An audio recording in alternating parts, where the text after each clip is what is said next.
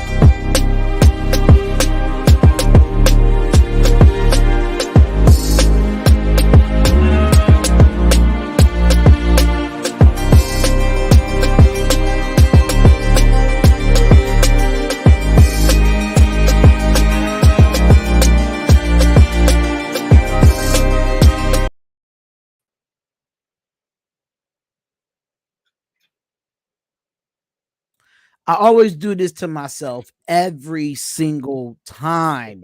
Every single time I do this to myself. But what is going on, everybody? What is up? What is up? Darion Hopkins Sports Show. Today is Wednesday, July 19th, 2023. We are in the building. Mac, how you feeling today, brother? Oh, man, I'm tired. Listen, I know you probably exhausted. I saw your video on your page today. So man, bro, flying off the shelves. Yes, flying off the shelves. We did just under 10 grand in sales today. Woo! I wish I had my sound effects to able to show you that, man. Congratulations, man. I know that's not but loading up. More people come, more trucks getting loaded. I understand. It's part of the job, man. You gotta do you gotta do what you gotta do. You gotta make your money. You gotta do your job, man. I know you've been doing that for a couple months now, and you've been doing your thing, man. You've been doing the right thing, man. For sure. I'm ready to see that bonus. That's what you have to strive for, man. You gotta go get those bonuses and make sure that you get that extra money, get that raise, But we got nice topics today. We have some good topics today that I wanted to talk about. That I sent over to you probably a little bit last minute, because I was making a few phone calls for a job that I had. I looked at it once. I'm looking at it again now. But it's all good. It's all good. But before we do anything and get straight into it, make sure y'all hit that like button and subscribe to the YouTube channel. We are live on Facebook, YouTube, Twitch, and Twitter. So we all live at the Hopkins Show on every social media platform every Monday, Wednesday, Friday. Make sure you go to SeatGeek.com and get the promo code DHopkins and get $20 off your first purchase for any live sporting event, concerts, comedy shows, anything that you want to do. Go to SeatGeek.com, use the promo code DHopkins and get $20 off your first purchase. And make sure you go to BetUs.com as well. Make sure you go to betus.com and make sure y'all hit the link in the description to get $120% off your sports book upon your initial deposit if you feel like betting and everything of that nature. But I got a question for you, Mac. What happened to you in the Rockets in the summer league? What happened to that? Bro. Yeah. What did you say? I said, what happened to you? You don't come out if you no. I'm saying before. If you lose the third quarter and then lose the fourth quarter, you're gonna lose the game. Oh, basically. And that's what happened. They came out in the third quarter. It was lackluster. Oh, we're gonna recap it, but shout out to Calvin Beeler, shout out to RC in the building, shout out to Chaos. Make sure y'all share the live stream. Make sure y'all tell a friend. I will be having at 6:15. I'll be having Brian Snow of Snowman Multimedia coming on to talk a little bit of sports with us. Have him on here for about a quick 30. talk a little bit about the sports podcast. And, the trivia, I know Mac probably don't have the trivia just yet, but I could tell that from his face that he's definitely working on it. But we do have our special guest, is Snowman Multimedia from the Brian Snow Show, will be coming on at 6:15. But I do want to get into some NFL talk. It was a lot of news that came out yesterday with the Saquon Barkley and the Josh Jacobs situation, which I'll be talking about on the Nothing But Raiders podcast tonight as well at 8:15 Eastern Standard Time. From what I've heard, Josh Jacobs was in the parking lot looking to sign a contract. He was hanging out with Max Crosby, and nothing happened. And then it just came up that Saquon Barkley discussed leverage. Barkley appeared that on the Money Matters podcast before the Monday deadline, discussing his mentality about the contract leverage. But it was some other things I wanted to get into before we all talk about that. And some other quick takes. Leonard Fournette is working out for the New England Patriots. Surprisingly, Dalvin Cook is not looking out for them for some reason. I'm not too sure about that, but we gonna get into the Madden rankings. I know Mac think is a goddamn joke of the Madden top 10 ranking when it comes to edge rushers and running backs as well. So we have a lot to talk about from NBA to MLB. It's going to be a very, very exciting NFL season. But let's get into the 8 prominent players in the NFL that's headed into a make or break season. It is one player. I don't know where Mac just went.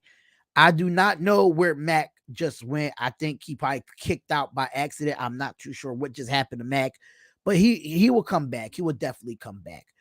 But we have the 8 prominent NFL players that's heading into a make or break season, ladies and gentlemen. Let me make sure and see what happened to Mac real quick before we go strictly into this. Let me see. Oh, he accidentally unplugged the computer, so he'll be back on real soon. He accidentally unplugged the computer. I got that there. So make sure we're going to come in and do this here. So first topic of today is the 8 NFL players heading into the make or break season. Now, these are players that you'll make it and be ready for it. I think his screen folds and this topic should be fire. It's definitely going to be top. It's definitely going to be fire. So basically that's what that is. So make sure y'all share, tell a friend. But the show must go on until Matt get his computer back on. So the 8 players that they have, it says that on Tuesday, the NFL 9 teams welcome rookies to training camp, which means the action on the football field will ramp up in the upcoming days. Now, it does say for the summer heat, several players will face immense pressure to perform at a level that matches their draft status and justify a pay raise during or after the 2023 NFL season. Now it says that as the summer offseason programs begin, will shine light on a notable players heading into a make or break campaign. Now, these young veterans can come into the league as a first round pick. Even recently, a second round pick will go into a pivotal year after he skipped mandatory minicamp after a contract related matter. Now, our list includes 2 players that have a strong start with Pro Bowl rookie campaigns, and both they saw significant drop off in production because of injuries or underwhelming performances on the field.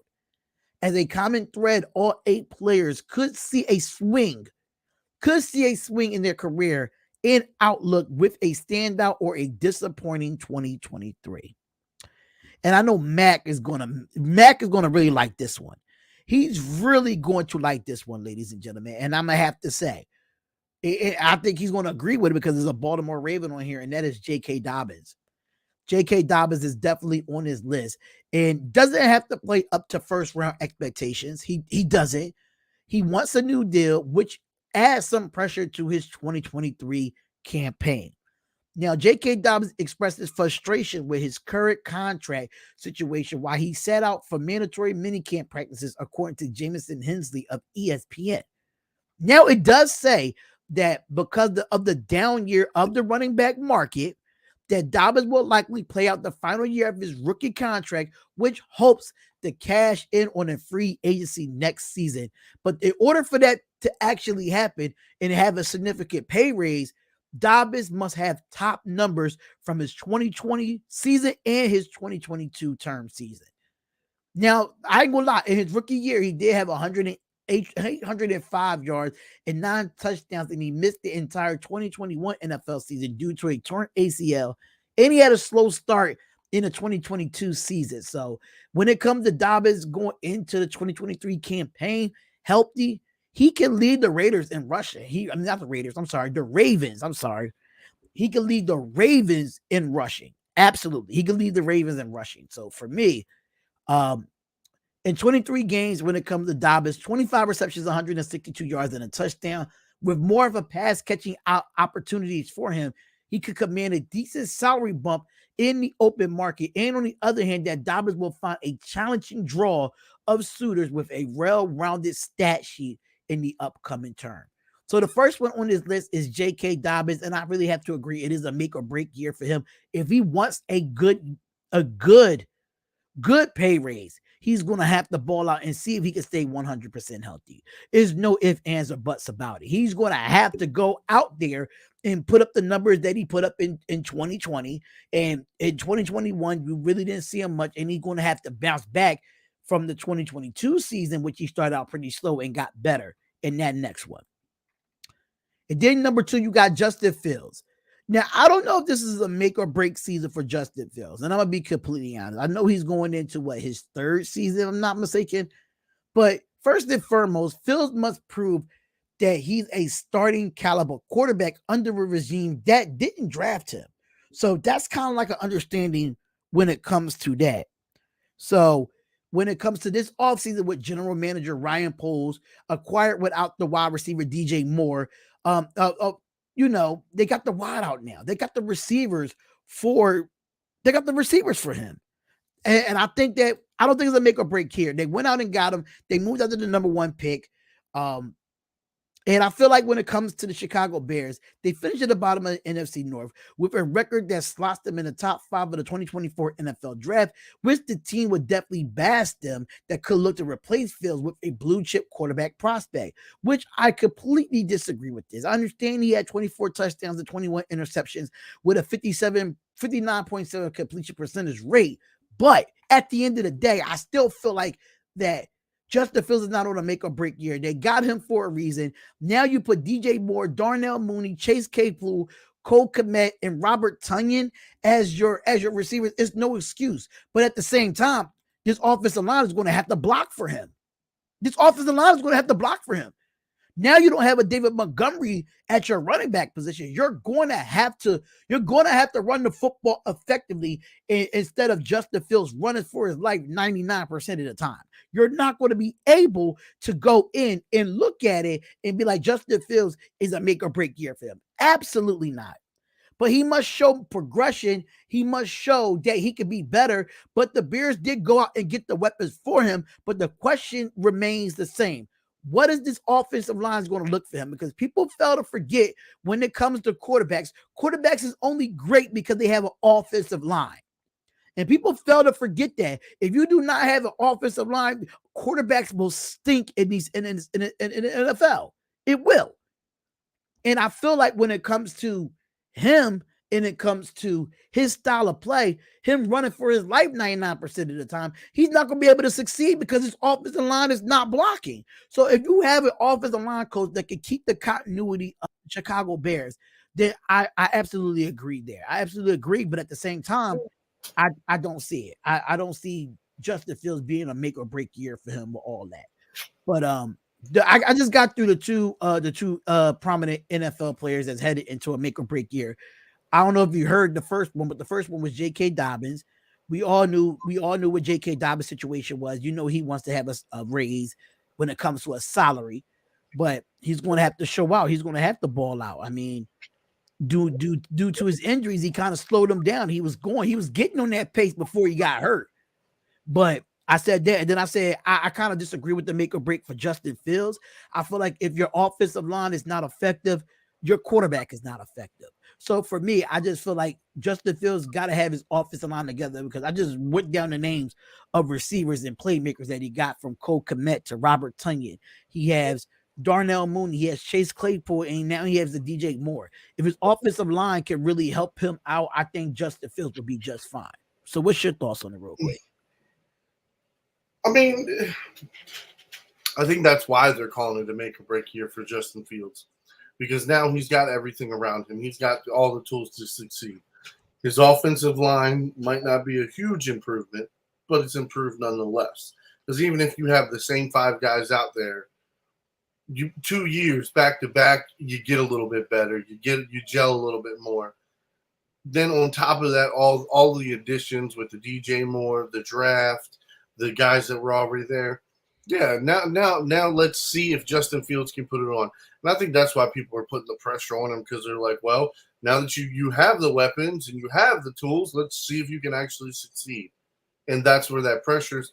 But I mean, the division is his to lose. Let's be honest here. It is. Like, if you want to, if you want to let Kirk Cousins beat you and take the division, then, you know what I mean? Again, but Justin Fields, the Bears defense and the Bears offense definitely have enough to where they could win 9-10 games. Mm-hmm. And possibly, maybe one or two more, depending on how the division goes. Because if Green Bay plays like shit and Minnesota plays like shit, and they only got to contend with Detroit. I have to agree 100%. I have to agree there. I just feel like this offensive line is going to be the reason of the make or break year when it comes to Justin Fields progressing. If you can protect that man, I think don't get me wrong, he's great with his legs, but I think he wants to be a pocket passer. But it really be hard for his offensive line to not give him that opportunity. But I feel bad for this next one. And I think we talked about him on Monday's show, and that's Mac Jones. I feel absolutely bad for him. I think it's going to be a break year for him because of the weapons that he has in New England. And I understand he has a new offensive coordinator. I understand that Leonard Fournette is going to, work out for the New England Patriots. I get it, but I feel like the wide receiver position for him is going to break him more. It will make him. And I really have to see it on the field, but it's really hard for me to say, oh, he could bounce back from last year when you don't have a true number one receiver. I mean, Devontae Parker is there, but is he a true number one receiver in this league? I just don't think so. So Mac Jones is definitely the third one on this list. I mean, would you agree or disagree?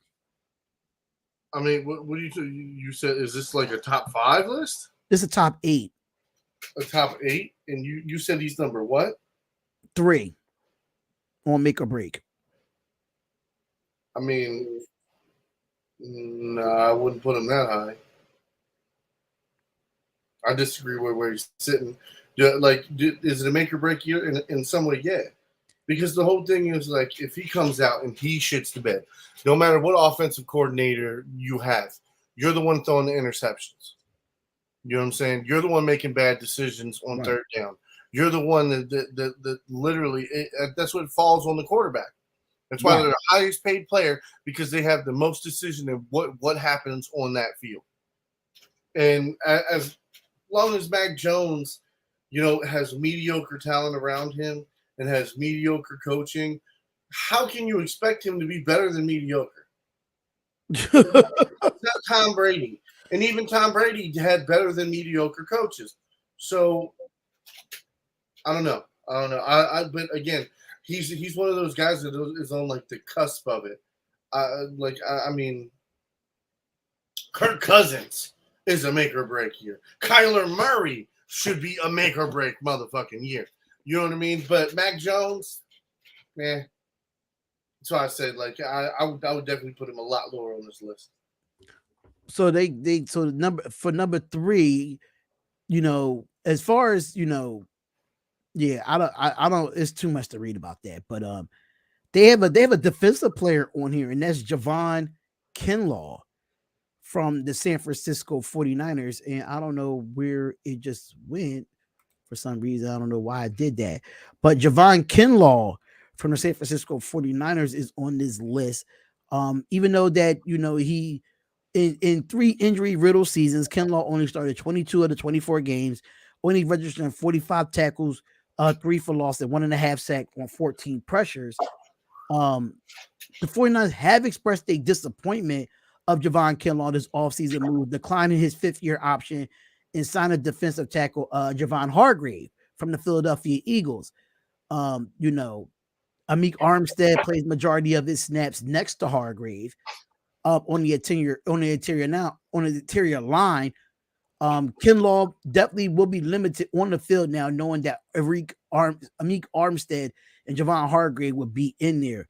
So the next offseason, Kinlaw could draw significant interest in free agency from the 49ers and test the open market to operate some buzz, must rack up pressure, sacks, and be healthy in 2023. Remember, the defensive tackles who've shown the ability to rush the passer like Hargrave is signed a lucrative deal this offseason. So do you really think that Javon Kinlaw is like the odd man out here? How many sacks? He only had 1.5 in 3 years, and he's been injured every year. And they said that he's a pass rusher. Doesn't sound like a pass rusher to me. No, it said that why I keep doing this? I don't know why I keep doing this, but it said that let me just.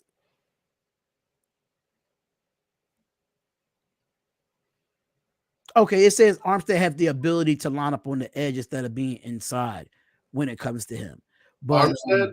But Ari Armstead, but they talk about Javon Kinlaw here. So for me, let me I'm gonna just be completely Armstead is a fucking stud. We all know this, but Kinlaw again. Kinlaw's a disappointment to me. He's definitely. I mean, how can it not be, bro? Come on. Like let's be real. Like as out of shape as I am, I know if you gave me 10 pass rushing snaps in a fucking game, right, on third downs, I'm passing. I'm you know what I mean. I'm just doing nothing but going after the quarterback. You ain't gonna fucking tell me I can't get more than 1.5 goddamn sacks, and I'm a couch potato. And he's been injured the last 3 years, so he only played 22 out of 24 games. So he only played 24 games in 3 years. I think the 49ers is going to walk with him after this season. If Javon Hargrave and Amik Armstead put up at least 5 sacks each or 6 sacks each, Kinlaw's out of here, in my opinion. I mean, that's what I'm saying, though. Like on that team, like you said, even I could get more than 1.5. Right. And you had the edge rusher and Nick Bosa. Like, come on, bro. Like, that's what I'm saying. Like, you got Armstead, Bosa. Like, it don't matter who you put right there. They should be able to produce because 2 of your guys is automatically getting double teamed. And then on top of that, you got Fred Warner as one of the best linebackers in the league to help you out there. So I'm confused. So I'm gonna say it like this though. Warner is more of a heat-seeking missile. All right, and that his heat-seeking is the ball. So like he's just a go-get ball guy, and he's fucking amazing at that. All Absolutely. Right, that's. Like that's why I'll say about Fred Warner. Like, can he cover? Yeah, he can cover to an extent. Yeah, to an extent. But for me, it doesn't matter. He's see ball, get ball, and when you got a guy that can do that, and that's all you want in a linebacker, especially the middle linebacker. Yeah, and it is just nuts to think that like everybody on that front on that front four should be double-digit sacks. How it's not is baffling. Yeah, and they got him really high in the draft. I think he was like a 1st or 2nd round pick, if I'm not mistaken, for Javon Kinlaw.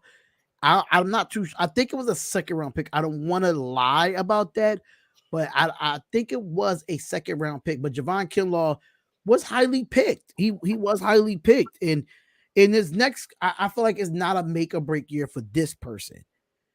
Only reason why people think it is because he's replacing another quarterback in Green Bay. He's replacing Aaron Rodgers, and that's Jordan Love. And for me, I think this is pretty unique situation here with him. I mean, they did sign him to a new contract before the full season happened. He is only 24 years old, and he's already under the microscope because he's replacing Aaron Rodgers. But I like, he has to replace, of course, Rodgers, 4-time NFL MVP, of course. He's got 2 years. He's got 2 years. Easily. Yes. I don't think it's a make or break year not even close for Jordan Love. I mean, Jordan Love sat behind Aaron Rodgers for so many years now, and that's what Aaron Rodgers had to do with Brett Favre. He sat behind many years behind Brett Favre until he got his spot. So that was the same thing with Jordan Love. For me, though, it goes deeper than that. The whole thing is, right? So this team sucks. This team sucks. I don't give a fuck. Compared to the last 10 years of Green Bay teams, you compare it to this team against all those. This team fucking sucks, okay? Right. So if he comes out and even gives you mediocre play through the whole season, that's a plus. Now, if he comes in the second year and gets even better, that's fucking triple pluses. You won, you Yahtzee, ding, ding, ding, motherfucker. And I'm not even talking about playoffs. Like, even if he gets you to the cusp of the playoffs in his second season, that's huge leaps. That's huge leaps compared to where you thought you were going to be. I agree. I just feel like they put in a little bit too much pressure on Jordan Love, knowing that we saw flashes of him in some games that he came in. And I just feel like I just think we give the man some love when he balls out. When he balls, I think he's going to take a bigger step this year. But I think next year is more of the make or break year for Jordan Love than it is this year, in my opinion. I think I'm gonna be honest with you, right? I think in the next 5 to 8 years, we're gonna have like a solid 5 years of some of the best quarterbacks to ever play this game, and the best quarterback duo, like shootouts. And I just think with the guys coming up, the guys that are in the league right now, it's just like, dude, the next like 8 years of it's gonna be scary. It's going to be scary. Anthony Price said, if you draft a player high, you want more from them. I completely understand that. I get it. But I get it that you draft a player high, but sometimes just because you draft a player high doesn't mean they're not ready. I mean, we don't know much of Jordan Love. We haven't seen enough of Jordan Love to say if it's a make or break year. Just like when players come into the draft, I don't care if you're the number 1 overall pick. We don't know what to expect from you. We don't. That goes for any sport, but typically for the NFL, I feel like just because you're a number 1 or number 2 overall pick, you're one or the other. Can be a bust or you can be good. And sometimes you might be a bust in your first 2 years, but your career might elevate in the 3rd or 4th year. You just don't know. With the NFL, you just don't know. So I mean, look, it could even take a little bit longer than that. Look at Justin Jefferson. Right. You know what I'm saying? You can have a Justin Jefferson that comes right out and be immediately good. He was with the Cardinals for 4 years as a backup safety until one day it just fucking clicked, and he was on that shit. And then he had that one real good year with the Cardinals, and then came over to the Ravens. And he had what 3 good years with us. Hot take that Anthony Price said that Bryce Young won't be that good in the NFL. I mean, he's on the Carolina Panthers. What you're supposed to expect? You know what? I don't think that's I'm sorry. So there's a hot take. I think Bryce is going to do good. I think he's going to do good.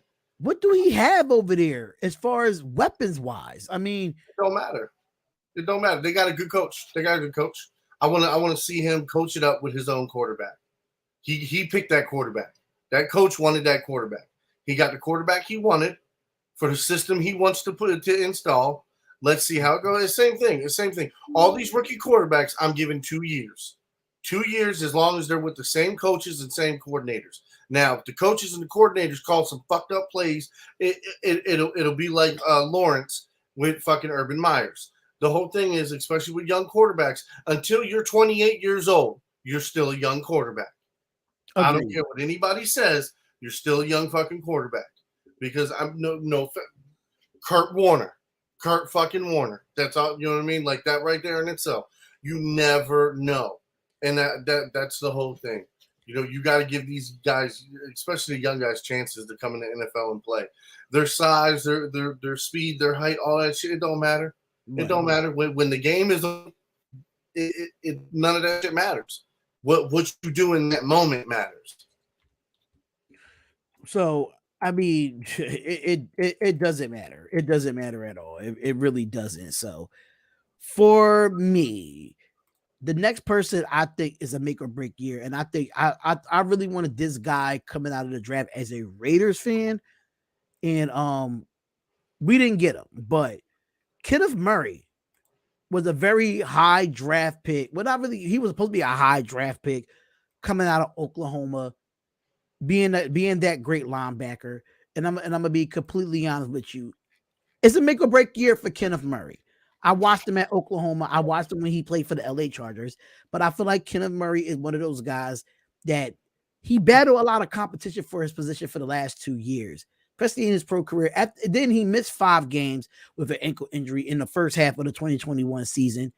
Took a back seat to Drew Tranquill that came in for several games in the second half of his campaign. And then, Tranquill ended up exiting and signing with the Kansas City Chiefs. But Murray hasn't locked a start throughout the 2023 term at all. And the Chargers signed the inside linebacker in Eric Kendricks. So he got a lot to prove, System. He was in the wrong system. Because he struggled. I'm gonna be you make him a 3-4 Sam linebacker where you cover that motherfucking running back. Wherever that running back goes, you covering that son of a bitch. But he struggles in coverage. He allowed 112.9. Not when it's in front of him. I don't know. That's what I'm saying. When you're running a 3-4 defense, and I think that's what he needs. He needs to be in a 3-4 defense running the same linebacker position. I think the Chargers already play a 3-4, if I'm not mistaken. I think they already play that. He plays a mixed system. He's majority of the time in 4-3 because he runs the man. He runs man coverage. Now this year it might be a little different, but the whole thing is, like, honestly, I think if you put him in the right system with the right coaches, Murray can definitely produce.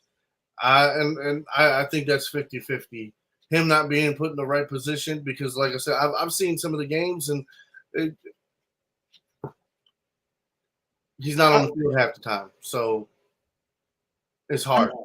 As a pass defender, as a pass defender, he made strides in the previous campaign, improving from the 129.2 passer rating into 86.3. So he did get better in that area. But I've known Kenneth Murray of being a run first linebacker.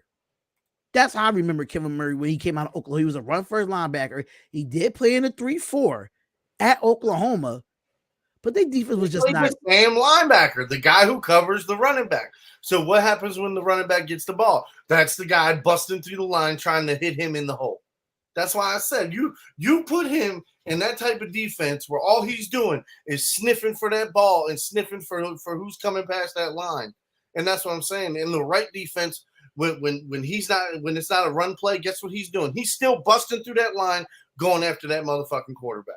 And that's why I said you put him in that predicament where 90% of the time he's going forward. Come on, man. That's why I say there's some football players that like they can convert easily from defense to defense, but other players, they have to play a singular position in a singular system. Like, yeah, don't get me wrong. Like, you got coaches like Belichick and Andy Reid that can mix and match shit. You know what I mean? And they can work with what they got. But, you know what I mean? The common everyday coach, which is like half the NFL, just come on, that ain't going to happen. That ain't going to happen. They looking at names on a piece of paper thinking, okay, this guy might fit in this system. No, you need to know this guy's going to fit in your system. And I do. I don't think he should have went to the Chargers. I think he should have went to somebody like the Denver Broncos.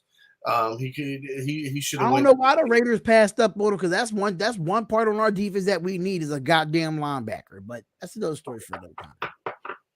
Telling you, I think you guys are going to wind up coming after Patrick Queen. We'll see what happened there. We'll see. It depends on what the Raiders willing to give up, but I don't think they're going to give up Hunter Renfrow at this moment going into training. Oh no, we don't need. I just don't see that happening. So no, but 2 third-round picks will get them all day long. I don't want no third-round picks for at least seconds. I don't want no thirds. Not for no Patrick Queen. Nope. No, I'm saying because when it comes to our third-round picks for the Las Vegas Raiders, we don't pick well in the third round. We just don't. No, I know, that's what I'm saying. You guys give us 2 third-round picks, and we give you Patrick Queen. That's a good deal. That's a good deal on both sides. Because honestly, if we let him walk after this year, we only get a third-round compensatory pick because somebody's going to sign him to a pretty juicy contract. So the whole thing is that extra third, that's the collateral saying, well, look, we're willing to pay this right now for him instead of waiting until later. And that's why I'm saying, like, I think 2 third-round picks, somebody could go get him. And I think the Raiders, he would look great for you guys, especially the way he's been coming on the end of last year, and even the year before, he was doing damage in coverage and in the run. Mm-hmm.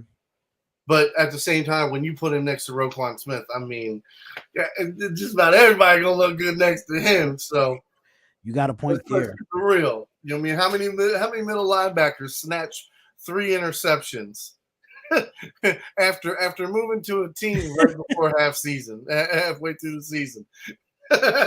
He came over and was like, "Oh, this is playground football over here."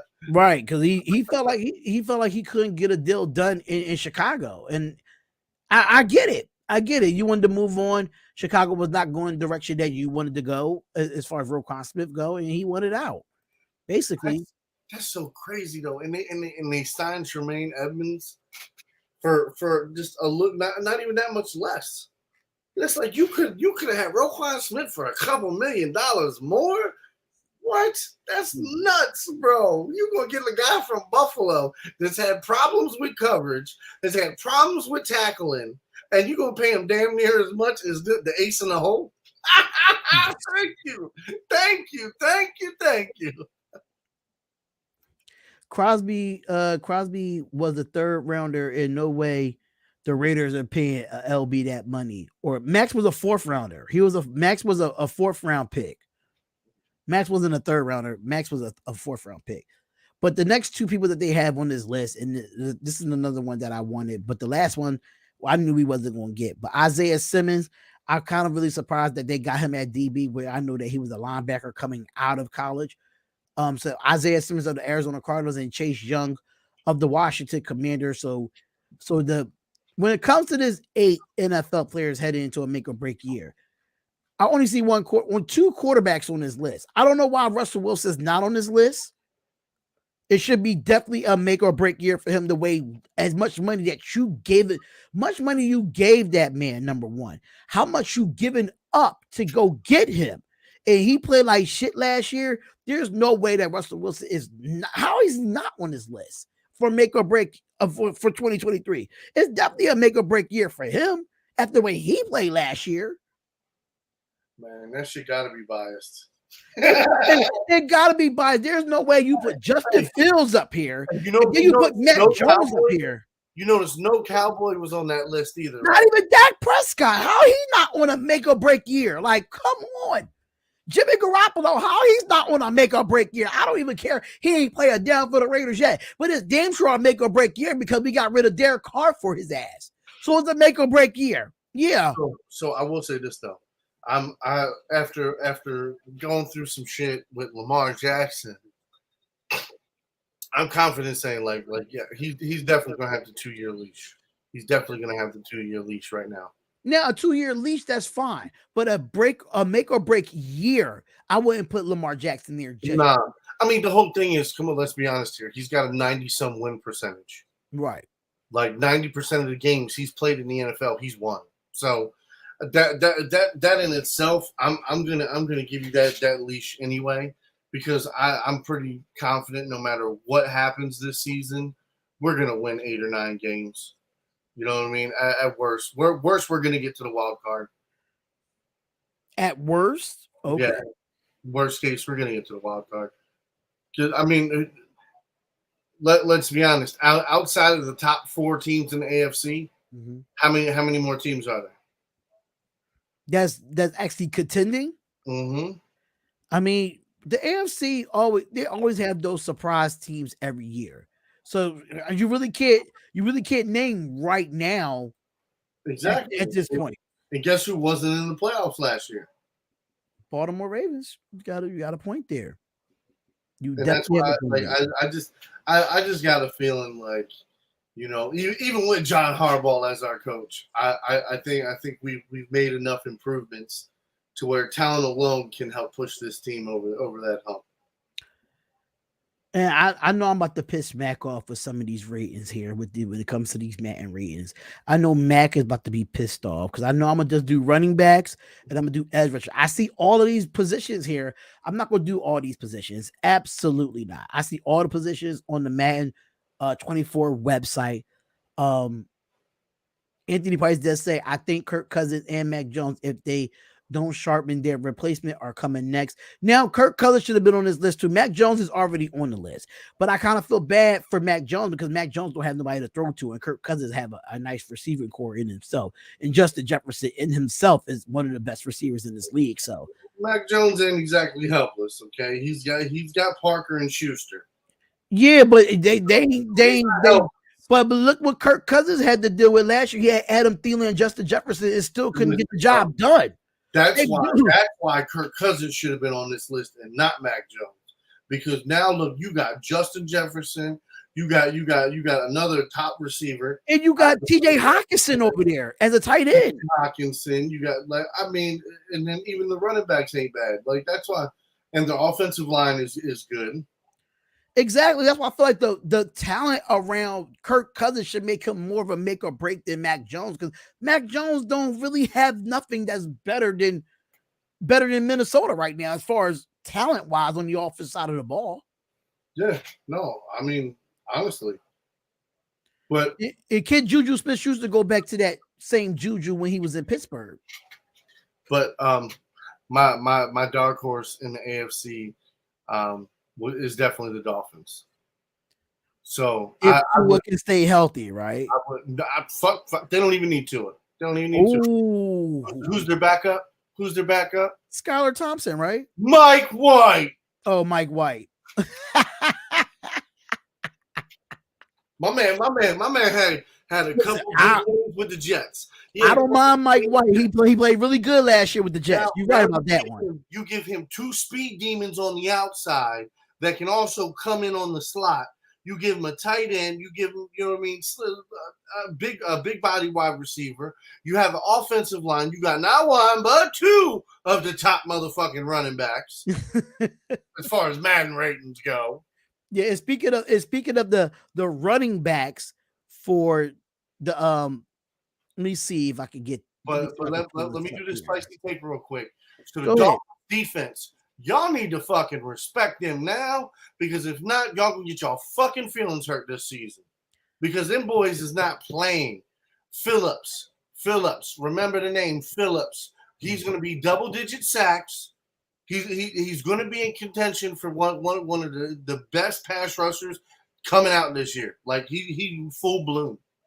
Last year was his rookie year. This year, he's coming to take your lunch. So the top 10 running backs when it comes to Madden, this is just overall rating, not speed, not none of that. This is just completely overall rating. At 10, you have Kenneth Walker from the Seattle Seahawks at 87. Aaron Jones at number 9 with an overall of 88. You have number 8 at Tony Pollard with 88 overall. Number 7, Jonathan Taylor at 89. Number 6, Austin Eckler at 89. Number 5, Saquon Barkley at 93. Number 4, Derrick Henry at 94. Number 3, Josh Jacobs at 95. Christian McCaffrey at 96, number 2, and your number 1 running back on Madden at overall 97 is Nick Chubb. These are the overall ratings. Who's number 2? Number 2 is Christian McCaffrey. That's the same fucking Madden ratings from at the end of last season. I shit you not. Go pull up 2023. Madden 2023. All right, so Madden at the end of the last season, because I was just playing it yesterday. Ratings. I was doing the fantasy draft and I was picking a running back. I wound up picking a Henry. Let me look at the running back ratings from last year. So running back ratings from last year.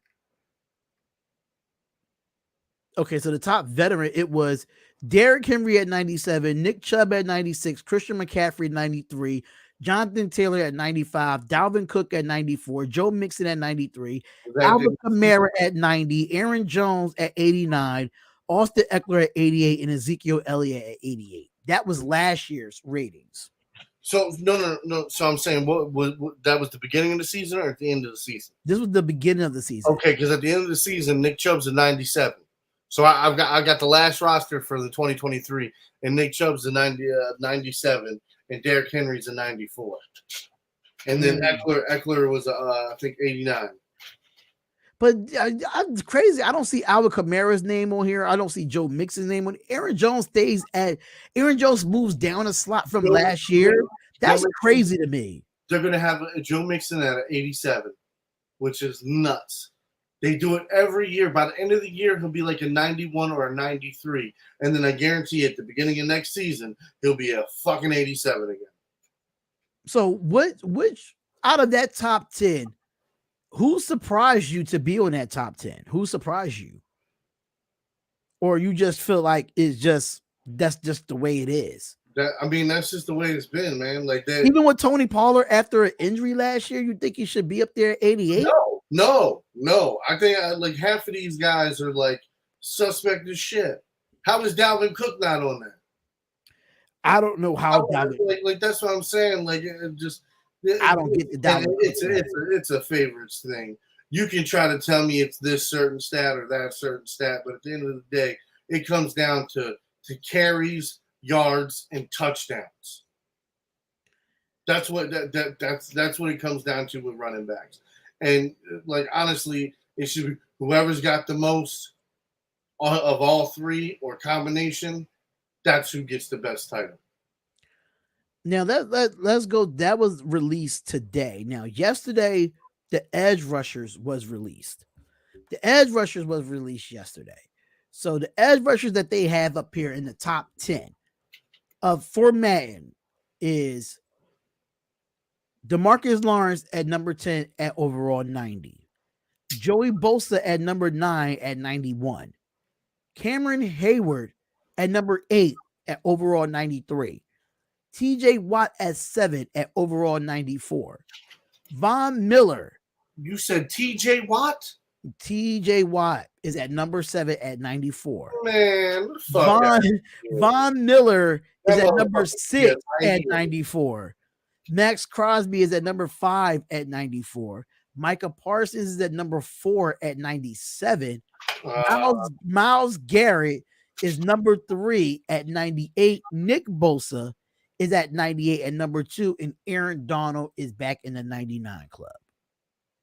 But I don't understand that because Aaron Donald is not an edge rusher. So why do you have him as an edge rusher? I'm confused. Because he plays right end. I thought he was a defensive tackle. He does. He look okay. So when that's why I remember what I was just telling you about the Rams defense, how they play a switch off 3-4, 4-3 system. Yeah. So that's the problem. So when they switch into the 4-3 system, Aaron Donald's a tackle.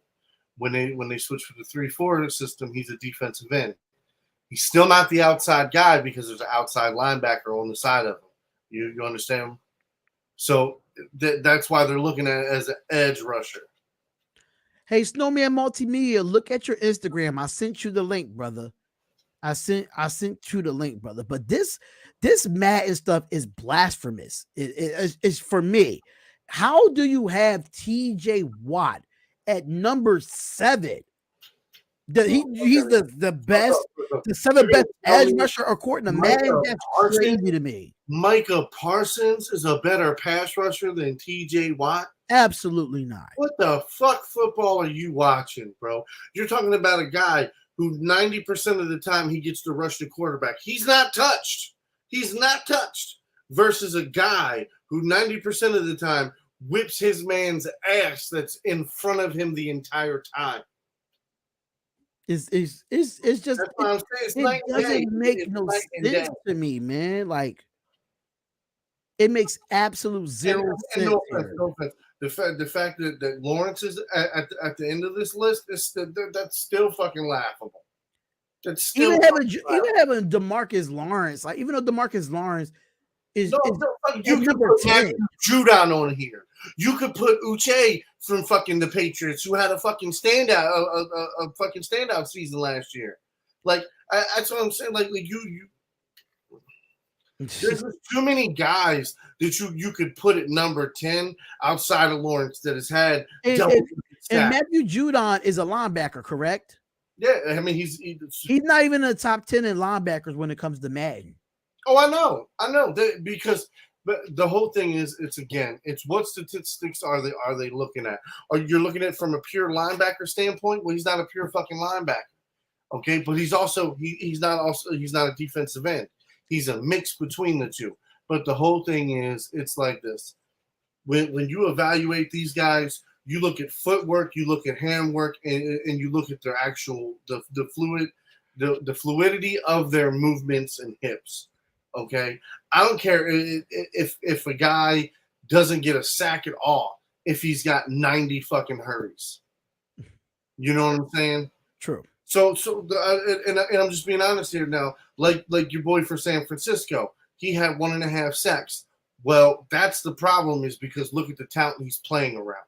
So he has to be expected to do more because look who you're playing next to, versus a guy who's there playing with just regular guys that or your base NFL players. Absolutely. And we have a very special guest is about to come up here. And he's been watching me for a while now, and he's been in this game, this podcasting industry for a long time now.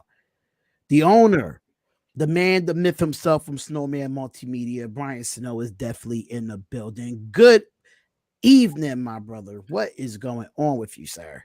Good evening, gentlemen. It's a pleasure and an honor to be on with you guys. And D-Hop, is just good to see you back on the air, my man. Absolutely. I'm happy to be back on the air with y'all, with everything that's been absolutely going on. But how was your shows today, man? How did your shows go today, man? Busy, very busy. I had a couple of great guests on the afternoon show. Had a full morning show today. It was just a full plate today. Had a lot of fun.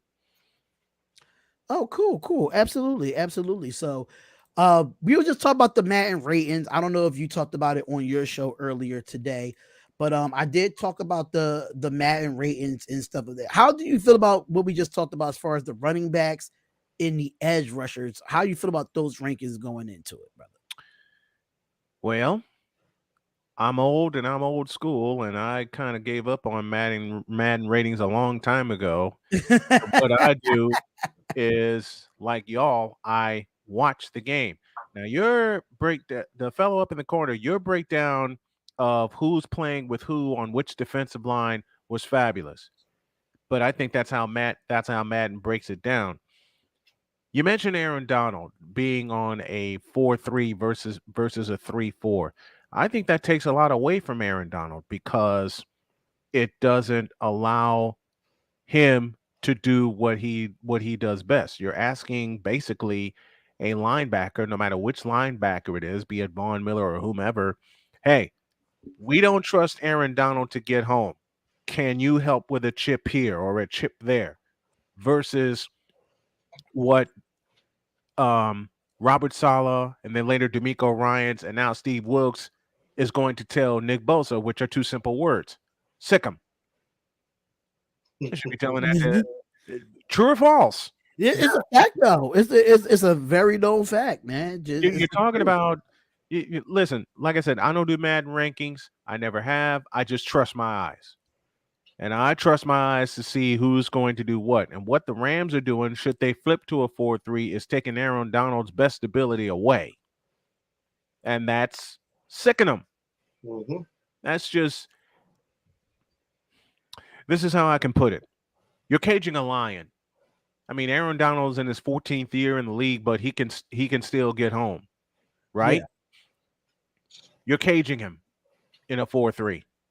You're basically asking a linebacker, whether it be on his right side or his left side, outside or inside, we don't trust Aaron Donald to get home, and that's wrong.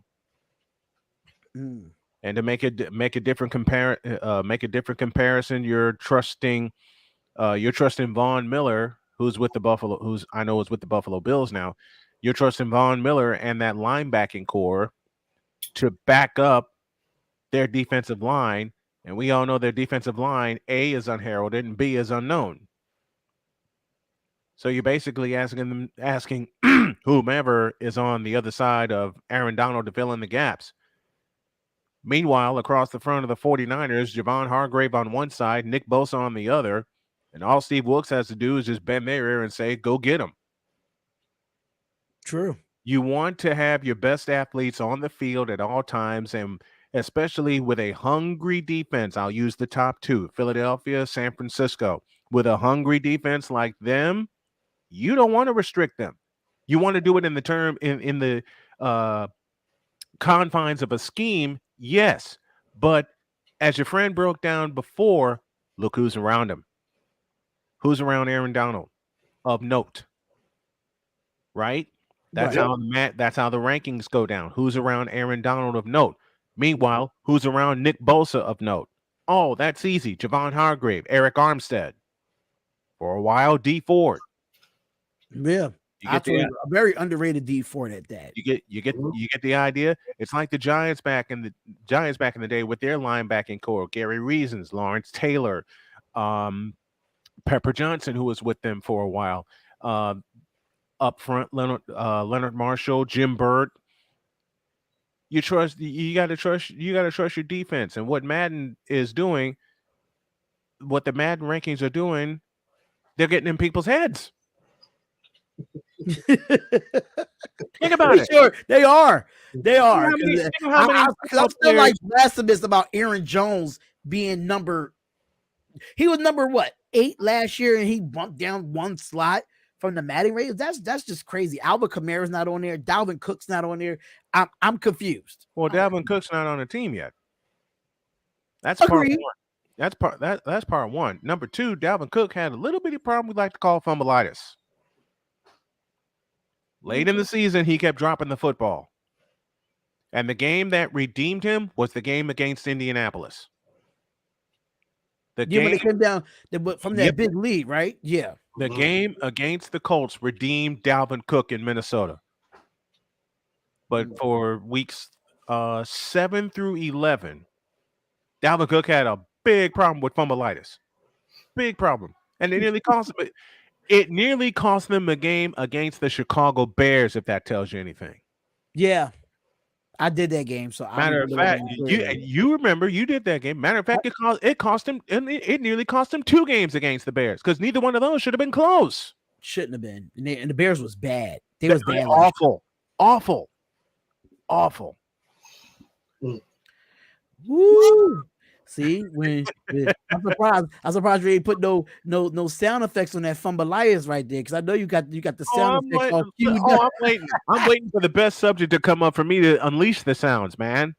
I got them ready. we could go into some NBA talk. We could definitely talk about some Damian Lillard here. The Madden No, hold on. Facts. I gotta ask you, because you seem like you're well rounded in sports. Yes, sir. Okay. How do you feel about Otani? Let's see. Should I do this one? Excuse me, bitch. Or this one? Or this one? Tiger uppercut. I can't wait to get my soundboard back. I can't wait to get my soundboard back. Take your pick. Street Fighter. Take your pick. Now to answer your next question, which I know what's coming, which team will he wind up with? That is your answer. A lot of teams can wind up with him, but it's going to come down to who has the most money, who has the best farm system to offer, and who wants the most for him. No, Not a chance. No, I would The love Orioles. it. We wouldn't trade our farm. We wouldn't trade our farm. We Thank got the you. best farm system in the league. Thank you. Now I could definitely see us getting rid of a few players and some picks and along them lines, but if you're talking about more than 3 of our young guys, that's not going to happen. It's not, and it's not worth it with the way you guys are playing now. Yeah, it's not worth it at all. I would say this though: we are an Otani away as far as a pitcher. If we had Otani as a pitcher, I think we could overrun the Rays. Well, if you had a righty and a lefty combination, you'd overrun the Rays. How'd the Rays get by since 2020? How have they gotten by? Arms. You can't buy that.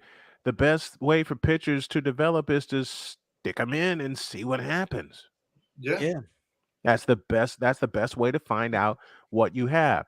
Now, Shohei Otani, y'all are gonna love this. Shohei Otani to everybody in the major leagues is saying this. I'm the juggernaut, bitch! And he's been proving it. I knew you'd like that one.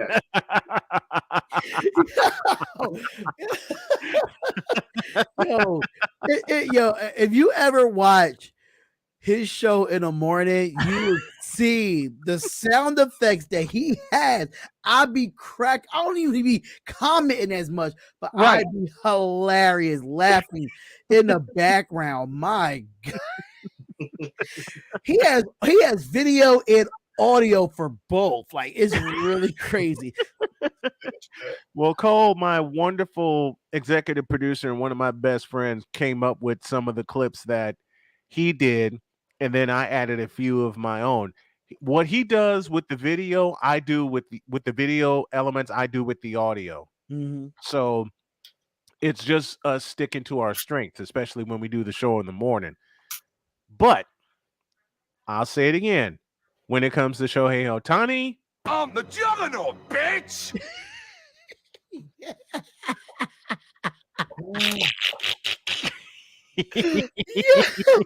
That is amazing. That is amazing. But Otani is one of the best players in baseball. I can absolutely he is the best player in baseball this year. Period. It's been mad dark horse teams that they look like who wants to be a part of the Otani sweepstakes, but he just really beat the Yankees last night by himself. Damn near by himself. It was crazy. I actually watched a little bit of the game and I'm like, yo, this guy is really the real deal. He's really the real deal. He's a combination of Ichiro and Ken Griffey Jr. at the plate. Ichiro with the slide step forward and Ken Griffey Jr. with the power swing. And he's a right-handed Randy Johnson, meaning he can have a nasty out pitch, be it I know he doesn't throw it, but he has a nasty couple of off-speed pitches. He's got a cutter that'll start at your throat and end up at the belt. And then, of course, 7th, 8th, 9th inning, what do you think he's doing? He's throwing 100 miles an hour. He doesn't throw 100 at the beginning of the game. He saves it for the end of the game when he can. Which I think is smart. It's very smart. It's a smart pitching strategy because what it is you're doing nothing but keeping your arm on idle. That's it. As you're going through. And then by the 2nd, 3rd inning, your arm's starting to warm up. And just as your arm's starting to warm up, now you're like, all right, let's fuck with these guys. Let's start throwing the hundreds. And now, and the whole thing is, by 4th, 5th inning, he's just mixing it in there. So by the 4th and 5th inning, he's still just warming up. Yeah. His arm in particular doesn't get loose until the 5th inning. And by the time the 5th inning gets here, and if the Angels take him to a lead, good night.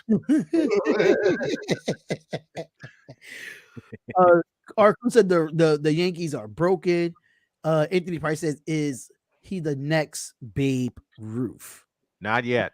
That's not yet. Still not a fair assumption. Because where he is great at what he's doing right now, you have to understand if Babe Ruth played in our game today, how astronomical do you think some of his numbers would be? Now, I'm not saying everything would translate, but you taking your own he hit some home run. He'd have some home runs that won't come down. Oh yeah, no, for sure, and that's why I'm saying, like, you got to realize his first 8 years in the major leagues, he played in the dead ball era. Yep. This is where they made the balls. They hand woven, not a machine. It was hand woven. Yeah, so I mean, imagine thinking like I'm smacking a soft baseball out the fucking park to turn around, and now with the ball they have, especially with some of the balls they gave the Yankees last year. Oh my God, yes. Are you kidding me? Oh my God! He hit him in New York, and they came down in freaking the Delaware River. No, I got one better. You could hit him in New York, and they'll come down at Candlestick Park. You can hit him in Maine, and they'll end up in Here's a tribute for you. You could hit him in Maine, and they'll end up in the Kingdom. Man, which is 3,700 miles. Yeah. Understand?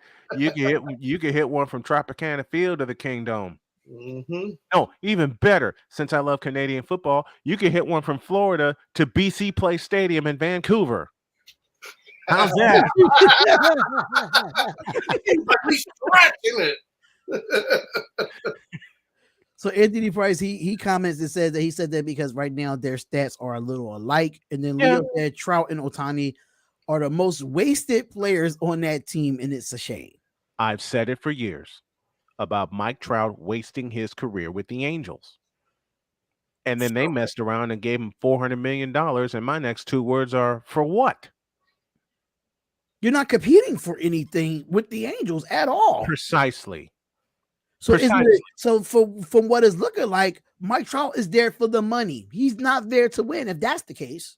Yeah, if that's the case, my response is. I mean, that was kind of obvious, man. Right. Oh yeah. But I mean, I hate to make this comparison, but I'm going to say it anyway. It's like Carmelo Anthony. When you thought he would be courted by other teams, right? When his contract was up with the Knicks, and everyone thought, okay, well, he's going to the Bulls, or he's going here, he's going there. Nope. What did he tell him? Surprise, motherfucker. I'm staying in New York. It's the truth, though. Right. It's the truth. Think about it. Yeah. Think about it.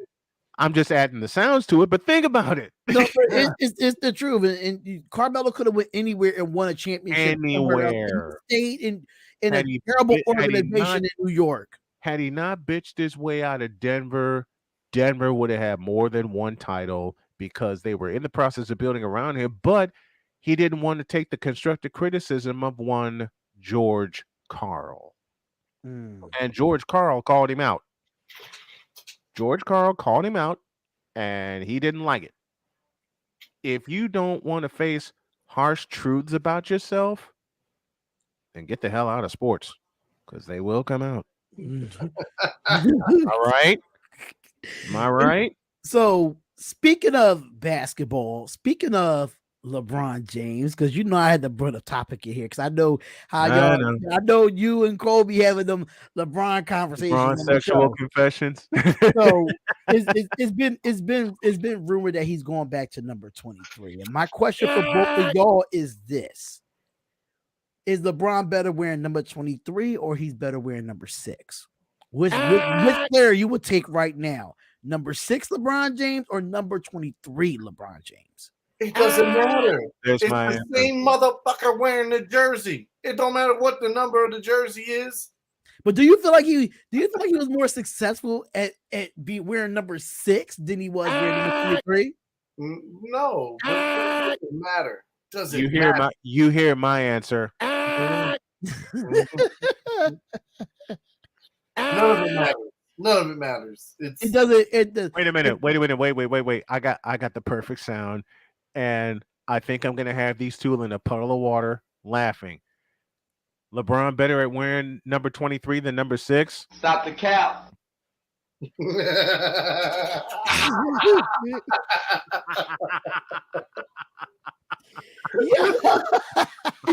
It don't matter.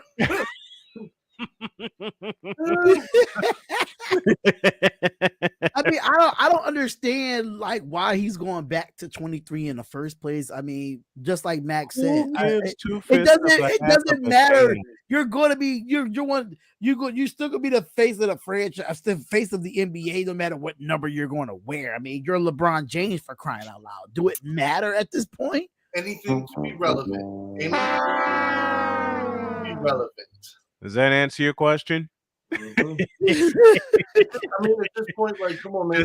You talk about retiring Wait. as soon as you lose, and you make all the media Lord. worry about you and your retirement. Then you turn around and say, I'm not retiring. Barely anybody covers it because we all knew you weren't going to retire.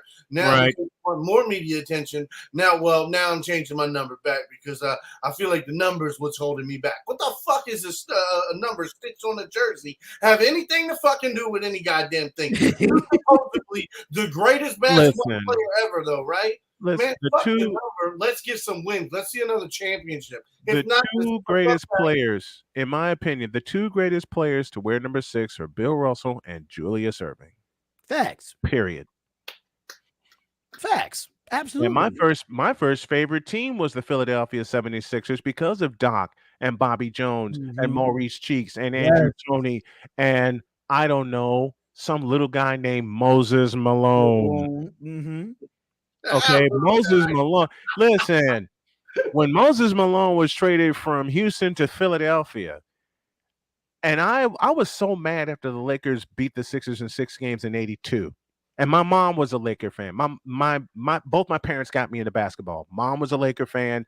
Dad just was like a general basketball fan.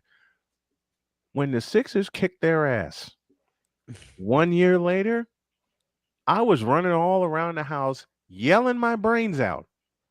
I didn't realize, A, that a monster was born, and B, there was a fellow at North Carolina waiting in the wings in 1984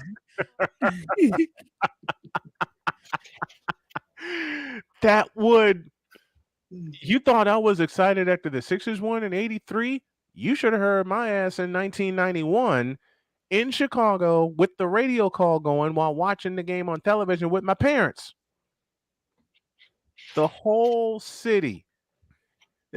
Listen, I've had people accuse me of basing my opinions off of a documentary. Fuck the documentary. I lived it. Right.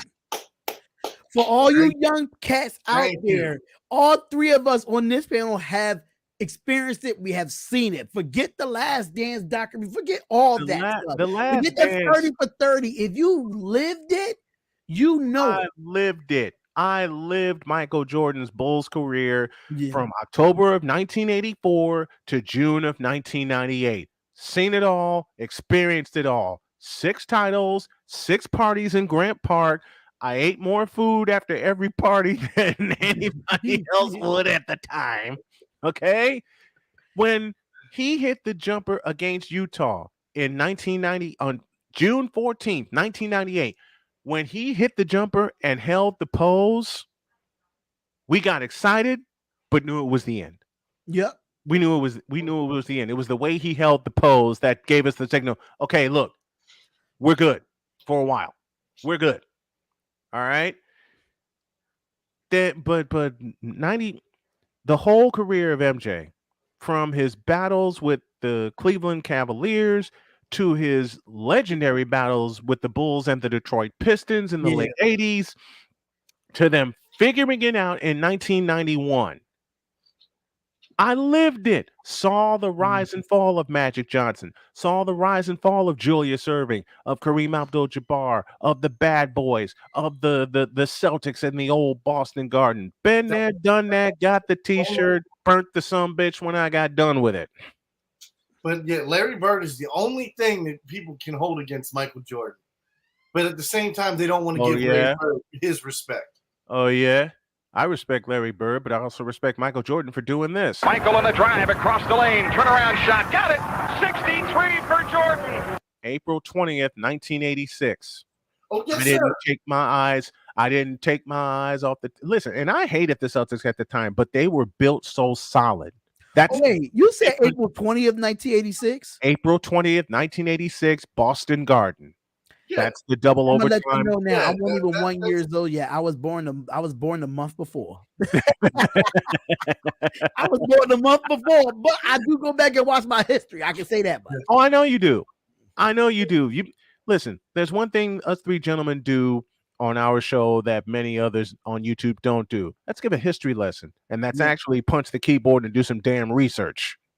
Because D-Hop, you've been on with me. We research our stuff on the show all the time. Yeah. And we're live 5 days a week.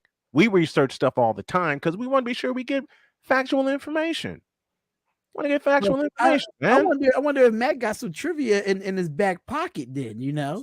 So I do have some, but because my computer shut down, all my files closed and everything. So you got give me a minute and I'll pull it up. I'm gonna go to the comments real quick, you know. So they saying LeBron James is too old to be changing numbers. It's not rumor, it's happening, but it don't matter. He was more successful because he was younger, not the number. 49. I have to highlight this. 6 was better for 6 final losses. I love the comment and I love the name. Yes, Niner 49. That's crazy. So Anthony Price says you changed your number out of respect for MJ, and you still did it. You will and never be like MJ ever. You know what? I got a sound for y'all, and thank you, Steve Harvey, for this. LeBron James changing his number back to 23 from number 6. Us real basketball fans said 3 words. Oh, hell no!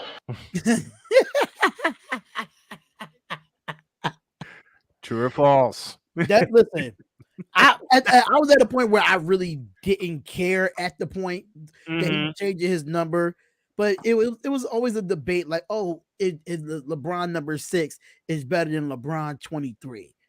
I don't care about either. I don't care. You know what? I've been waiting to unleash these sounds on D-Hop's show. Now I get to do it.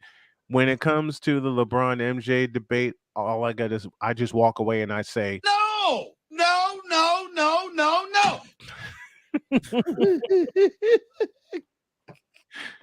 And then, of course, there's the coup de grace, and y'all know it well. Stay off the weed. That's my guy. That's my guy, Stephen A. Smith, man. It was a pleasure meeting you, brother. It was a pleasure meeting you, brother. Like, it was a pleasure meeting him. So I could definitely relate to that. Tell him to stay off the weed. Absolutely. Tell these bronzexuals to stay off the weed, please. What? I said stay off the weed. What? I said quit smoking. What? I said quit it. What? Stop it. And in the mortal words all of us a bad name. Can't give all of us a bad name. In the immortal words of my beautiful wife, and I love you, Jody, quit that shit. That's how she teases me all the time when I'm doing something. Like if I drop something in the house and she'll be working on something and I'll drop something. Like, what was that? Oh, I dropped an ice cube. Well, quit that shit. And I'm in a fit of giggles. I'm in a fit of giggles all the time. So I wanted to get you trivia. You want to go to trivia before we? Because I wanted let's to see what you got. Okay, all right, that's fine. So since I know you guys know at least a little bit about the '90s now. Yes. Right? Yeah. In what year did Steve Nash play his first game with the Dallas Mavericks? In what year?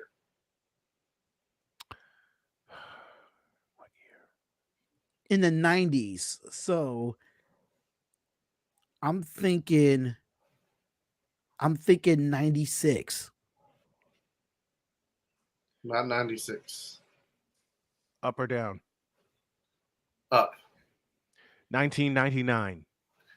Nope.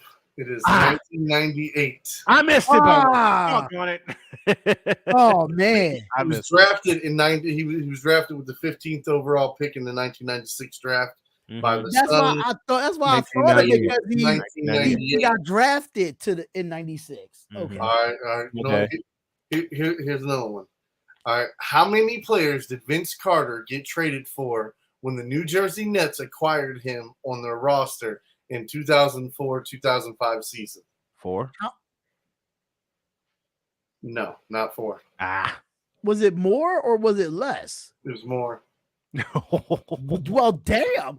Okay, so this is a LeBron deal. I'm gonna go with 6. It's not 6. It's right in the middle. It's 5. 5. Vince Carter was traded to the Raptors, from the Raptors to the New Jersey Nets for Aaron Williams, Eric Williams, Alonzo Mourning, and 2 first-round picks. There you go. That is crazy. That's crazy. A crazy trade. What? All right. I have a bit of 90s trivia myself. Okay. On November 4th, 1990, this was the only team to score 100 points in a half. Name them. In the NBA or just in basketball? In the NBA. 100 points in a half? 100 points in a half. I did this. A couple weeks ago. The year was 1990. This is a good one. I did this. I did this one, and I'm so mad that I don't remember what the fuck the team was. Well, we did that. I asked that question on this show. You did ask that question. Nice. I'm gonna say, is it an Eastern Conference or Western Conference? West. I'll just say Spurs. No. I'm gonna go with a team that's no longer available. Is Seattle Supersonics? No, Suns. Is it the Suns? Yes. There you go. I was thinking for a second. I was like, hold on, no. It's the Suns. It's got to be the Suns. I was waiting to see if he said against the 90-91 season, November 4th, 1990, against the Denver Nuggets. Suns are the only team in NBA history with 100-point half. 100 points. That is insane. It was 107-77 at the half, and at the time, Denver's coach was Paul Westhead, and he wanted to run up and down he wanted to run all over the place. Quick story about Paul Westhead. So I know about the system. And the reason why I know about this system, because my cousin is Bo Kimball. I interviewed him on this channel. If you go back to like episode 2 of the Darion Hopkins show, yeah, he actually coached high school basketball. He coached Overbrook High. Him, his nephew Jabbar Kimball. I interviewed them in person. Always tell me about the system, and guess what? That high school is running the system. The guru of Go. The guru of Go, yes. Guru of Go. I say, if you ever go back and look at how many points they scored a game in college basketball, that record still holds to this day. 124.7. So, 89-90 season. Loyola Marymount averaged 124 points a game, and they surrendered 131 in the West Regional Final against Nevada, Las Vegas, and lost by 30, 131-101. And that was after Hank passed. That was after Hank Gathers passed. See, I met him when I was a child. I met him when I was really young. I didn't really meet him when I was an adult, but you know that. It's Bo. Just imagine if he would have went to the NBA. It's number 30. It's Bo. Bo did go to the NBA. Yeah, Bo went to the NBA. Yeah. Oh, but talking about Hank Gathers. I'm about Hank. Yeah. Oh, if Hank Gathers went to the NBA, oh my God, he would have wrecked shop. Hank Gathers would have wrecked a lot. I think he was averaging what, like 20 to almost 30 boards by himself in college basketball. I think nearly 20 and 20, or 30 and 20 rather. Yeah, 30 and 20 per game. Yeah. I got a little football trivia for you guys since we're doing Mac, trivia. You good on football trivia? Name the only receiver with 2 90-yard touchdown receptions in the same game. 2 90-yard receptions in the same game. It's not Flip Anderson, is it? 90-yard touch. It's not Flipper Anderson. Okay. And thank you for saying it. Thank you for guessing first it was Flipper. It's not Flipper Anderson.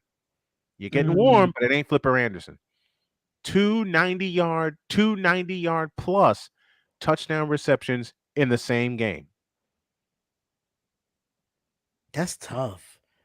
Because the NFL goes back a long time. Only happened once. Can you give me a decade? I'll give you the exact year. 1989. Well, I wouldn't know this. I was only 3 years old. I wouldn't know this.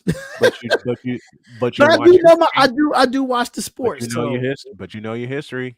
1989. I know I have his football card for sure. Tell me.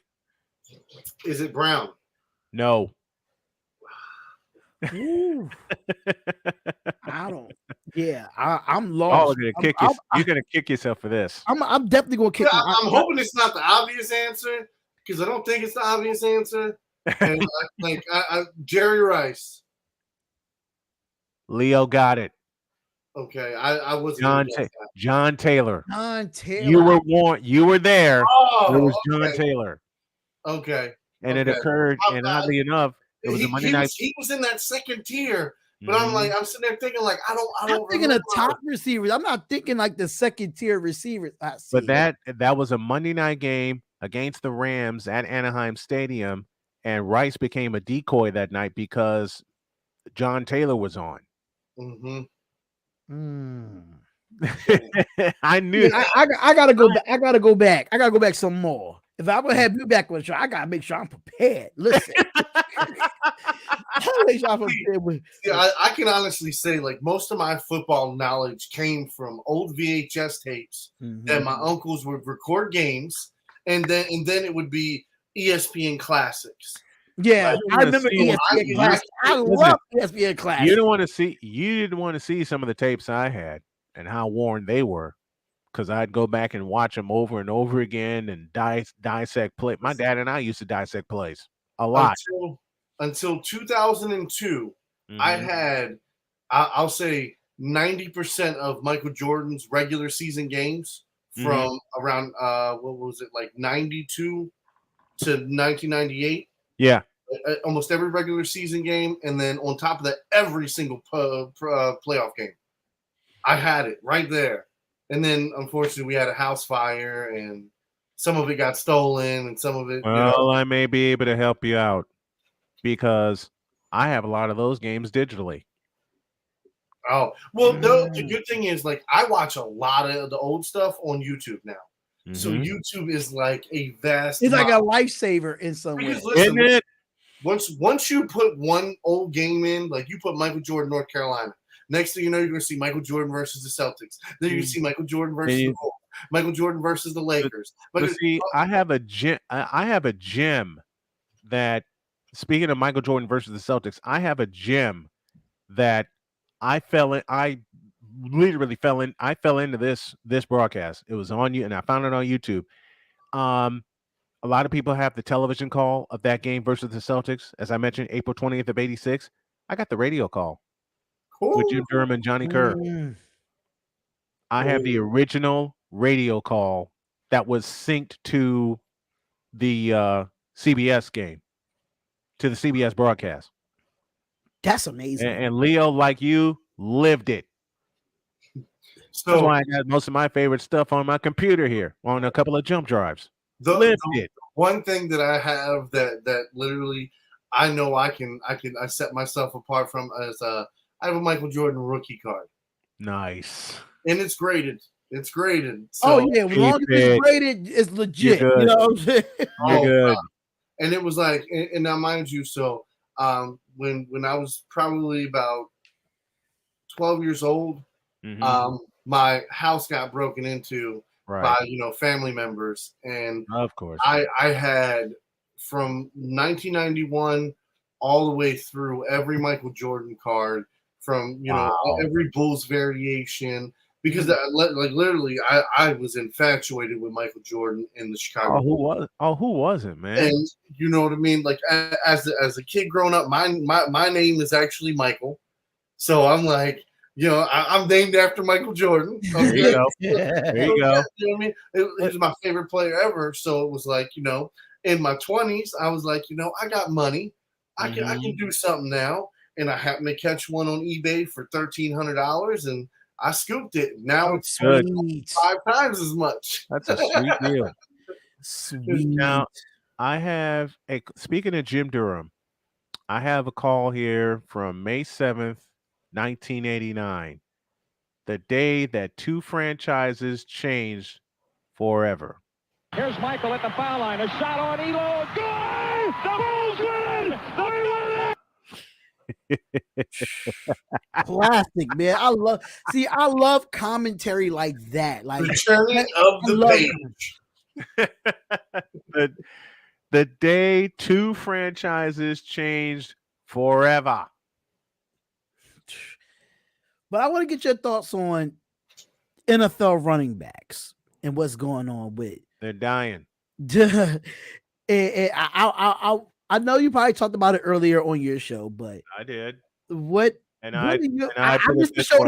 I'm not gonna lie, because I missed the show this morning. But shame on you. I missed the show this morning. But what are your thoughts? With Saquon not getting paid, and now Derrick Henry's talking about it, and all the running backs are talking about how these players is not getting what they deserve. So I would just I know me and Mac talked about it on Monday, but I would love to hear your thoughts on it though. I'll put it in the form of a simple question. Did you earn it? Because Saquon Barkley's problem has been availability. And I mean that in terms of injury. Right. Derrick Henry slipped at the end of the year. Josh Jacobs, the second half of the year, only had one good game. What was that game? His walk-off against Seattle. Yeah. So you can tie all three of them together by saying what'd you do the second half of the year. And especially true with Derrick, even though Saquon made the playoffs and had a great playoff game in Minnesota, what did he do against Philadelphia? Right? Here's a better question for Derrick Henry. Go ahead. Here's a better question for Derrick Henry. Why'd you let your team choke away the division?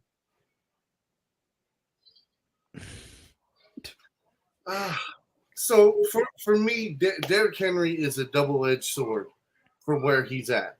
Yes, he gets a lot of touches and he gets a lot of decent looks.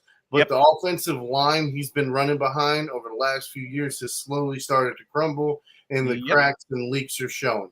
For me to put it all on Derrick Henry, as much as it has been put on Derrick Henry, and for the most part, bro, we all have seen he's thrown shit on his back and he's carried the motherfucking load. Oh yeah. But my whole thing is, like, could you imagine him with a team that like the Ravens, perhaps? The hell with that! I got a better idea. Imagine him with San Francisco. Well, yeah, I mean, I was trying to avoid. I know where you're coming from. I know a team that can use him in multiple ways. Absolutely. And that's what you need, whether you're using him as a decoy, whether you're going to do a quick pitch, or whether you're going to let him run straight up the fucking hole. Or you're going to let him hit somebody. Right. Or you're going to let him hit somebody. Because Derrick Henry loves to hit people. Whether he's carrying the ball or not. The height of Tennessee's offense, if you go back to 2019, when they came all the way back against Kansas City, Derrick Henry was doing everything. He was running, he was blocking, he was catching the ball out of the backfield. And when Tennessee wiped out that 17-point deficit in the final 10 minutes, Derrick Henry was at the forefront of it because he was doing everything. Mm-hmm. And that's how I feel about Josh Jacobs. I just feel like he had 340 carries this past season. Mm-hmm. I think that's a lot to put on a guy, especially just that knowing that we had a Devontae Adams as the number one receiver. I feel like it's still a little bit too much for Josh Jacobs. I understand you have a second round draft pick in Zamir White. I get it. Yeah. Josh Jacobs will be the focal point.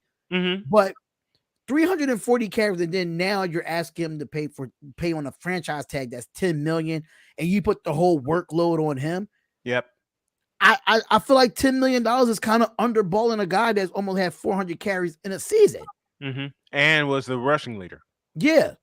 He was a rushing leader. But again, he played all 17 games, if I'm not mistaken. He did play all 17. But again, I go back to a very key point. Second half production. And I'm not talking about just second half of the game, because if you look at the second half against Seattle, he had 180 yards in that game alone, including his 86-yard walk-off. You know what I mean? I'm talking about being consistent all 17 games. Some of that can be put on the offensive line. Some of that can be put on the quarterback play. Some of that can be put on the receiving play. And some of that can be attributed to the loss of Darren Waller to injury. Yeah. Because remember the And now he's games. no longer here either. We traded him Exactly. for a third. I can't wait to talk about it on my Nothing But Raiders podcast. I can't wait. How the Raiders manhandled a lot of things. I'm ripping. Listen. I'm unscripted on the podcast tonight. I'm unscripted. I am ripping. I can't wait. Up. I can't wait. I'm letting it have it with them. Let it loose. I'm letting it loose tonight. Good. I will be listening. I will definitely be. The way the Raiders just mishandle everything this offseason. They dropped the ball. And now you may not have a quarterback on top of it. Oops. Oops. All I'm saying is for the Raiders, okay, y'all could have gave up 2 first-round picks and got Lamar Jackson. And everything else, like you went after Jimmy Garoppolo, and that's what I thought was funny, because it was like you had the Raiders, you had Arizona, you could have possibly had the Patriots, you could have possibly had like the Saints, all these teams at least could have made a run at Lamar Jackson, and none of them did. And it was I'll tell you, I understand why. Okay, I understand why from the business standpoint, as though. Yep. You make the deal and then the Ravens just scoop up and sign him. Right. But I think there was a 3-week period there where I think if somebody would have been like, look, I'll give you the first round pick that I'm guaranteed to give you. I'll give you this second round pick. And there you go. So 2 first rounds, you let us take Lamar. And for a 2-3 week period, I think you would have, especially the week after Harbaugh was blindsided. When I tell you, as I've watched so many of Harbaugh's interviews, and the way he was physically angry without being emotionally angry. Yep. That told me everything. And then that's when they had to have the sit down. And Eric DaCosta had to be like, look, man, I need y'all. I need both of you guys, but we need Lamar. And, Harbaugh, he's a yes man. He is a yes man at the end of the day. Of course. And he's like, yeah, of course. I love Lamar. He says the PR things all the right way, but it's the physical things that tell you how pissed off he was. So I do, like I said, I think there was a team. Somebody could have came in with a spicy trade offer, and I think they could have got Lamar Jackson. You know who had that trade offer but didn't pull the trigger? The Washington Redskins. Well, I'll say this. So for what was projected, what a lot of people put in those trade machines and what was projected, I really didn't see them giving it up what they would need to get Lamar Jackson. Because Chase Young would have had to have been part of the deal. Yeah, and then the whole thing was it was like, so if the Ravens were doing a deal with them, they don't want first round picks. Because you're giving Lamar Jackson to him. So the first-round picks are going to be valuable because you have a team around him.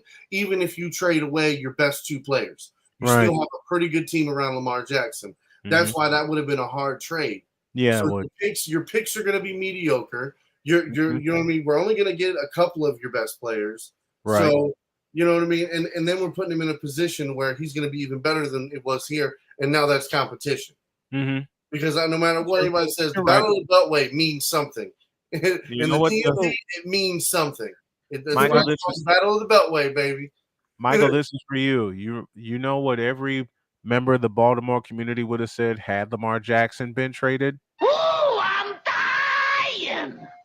Because well, I mean, listen.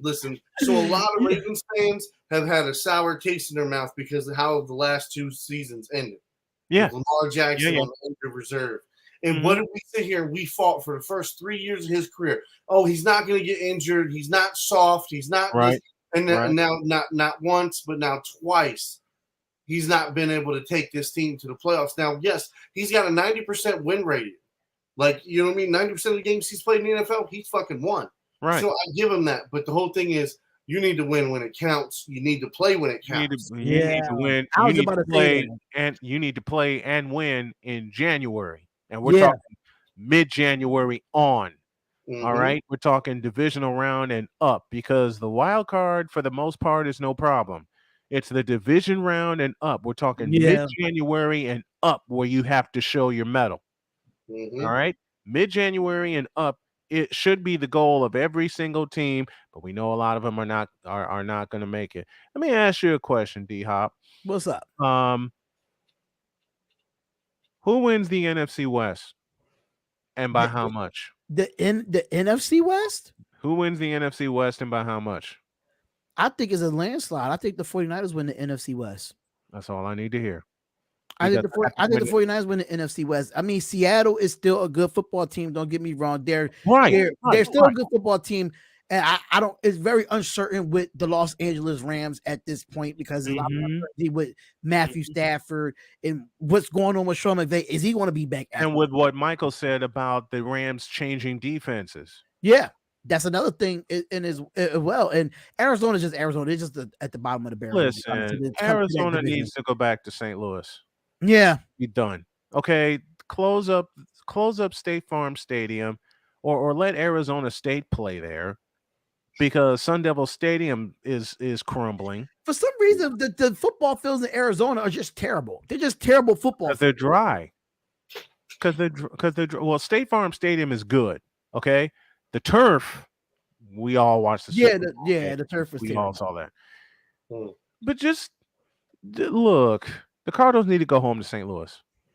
Okay, can we just have that, or just have the Rams go back there? I'm tired of two teams in LA. I'm tired of two football teams in LA. I can't stand it. But I'll tell you this, the Chargers got no business being there.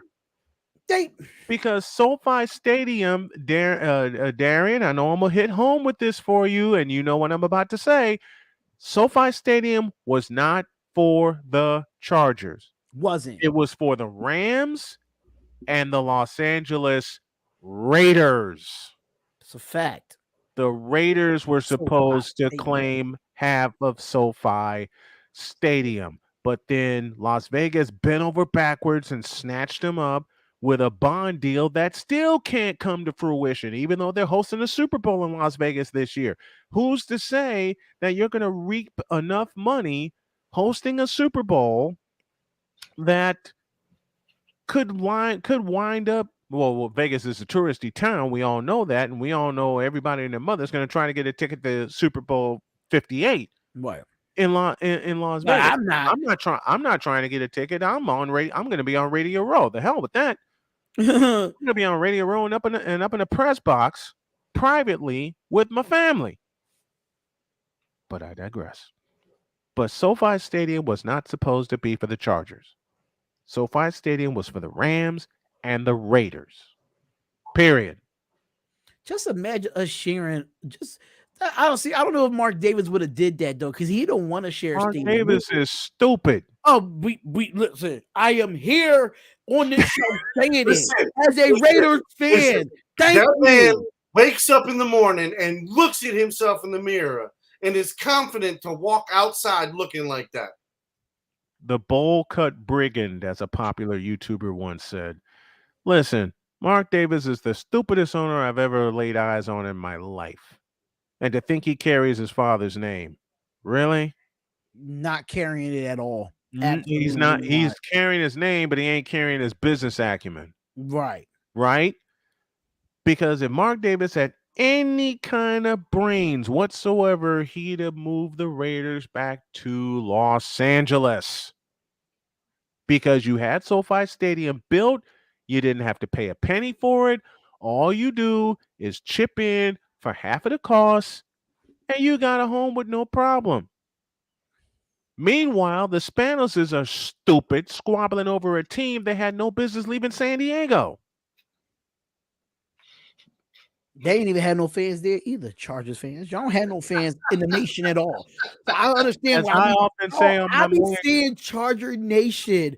I'm like, I look at the hashtag. I'm like, it's like 36 tweets. Like, what? Charger Nation? Like, y'all don't even have no fans in the nation, period. Like, as I often say on my morning show, and my wife jokingly says to me on occasion, find the lie.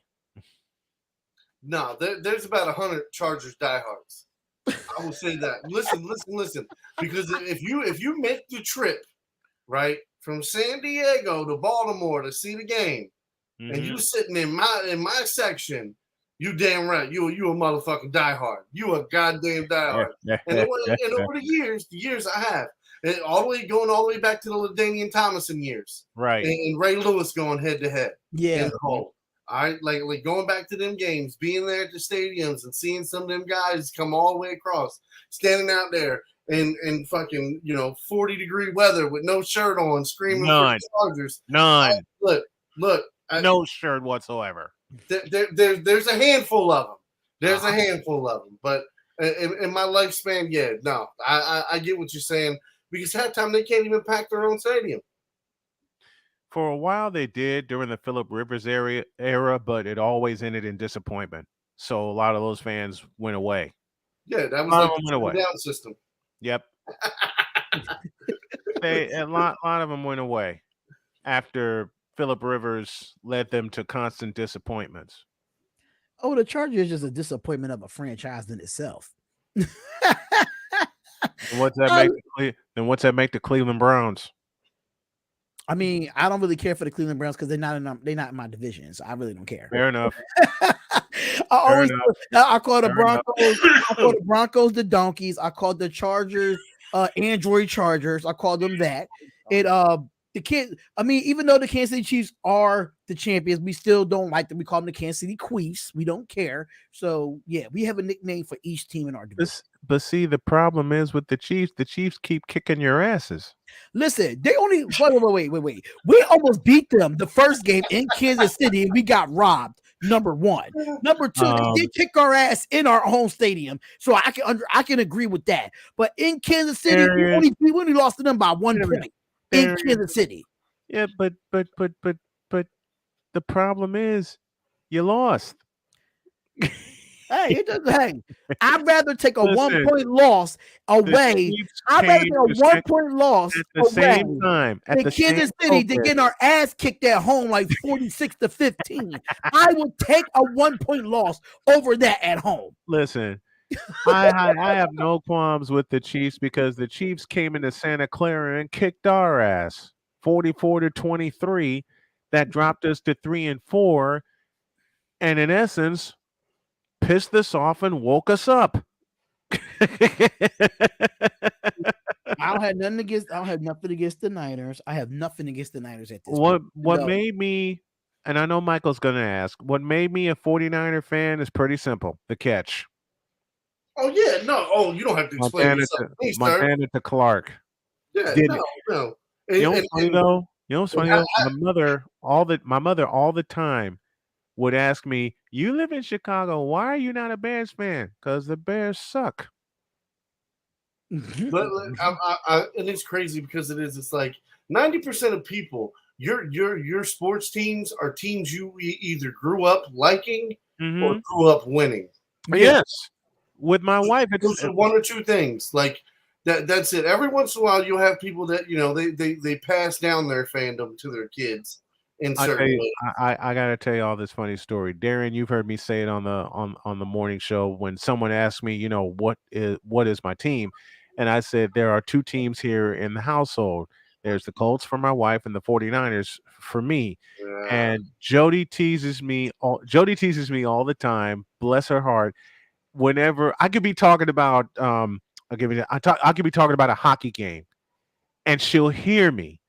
And she'll walk by and she'll just go, "Nope, you're wrong." Answers the Colts, and I lose it. No, but every time, man. Why? Do they love Baltimore? Yeah, that Mayflower. They packed up and left us in the Mayflower. And you remember those Mayflower trucks? Well, no. So I remember being a little kid going to the parades in the Baltimore Colts. Yeah. The Baltimore Colts band, the band that wouldn't die. Yeah. So I remember they would march through the Hamden parade. They'd march through the Dundalk parade. So it was like anything, like they were there. So like knowing that story, because me physically being there to see it. Yeah. And then being a little kid and remembering when Art Modell was downtown by 83 and by off of MLK where Camden Yards was, and nobody knew why they were in this big ass empty parking lot. And he's like, "We're gonna make them the Ravens," and we were like, "We got a football team. It's not bullshit. They're not just gonna take it back and make them the Browns. We're actually the Ravens." And then a lot of people were. So I remember my dad when he first heard it, he was like, "Fuck, we're gonna be the fucking Browns, the Baltimore Browns. They're just, man, we're gonna be shitty as hell." The Baltimore. I just can't imagine being the Baltimore Browns. That would be disrespectful, man. Yes, right. I would never watch. I can't even be a fan. I would never watch a game had they been the Baltimore Browns. There's just no way I could have been able to watch and not laugh. Everybody would gear towards being a Terrapin fan in Maryland instead of being a Baltimore Brown fan. Easy. Easy.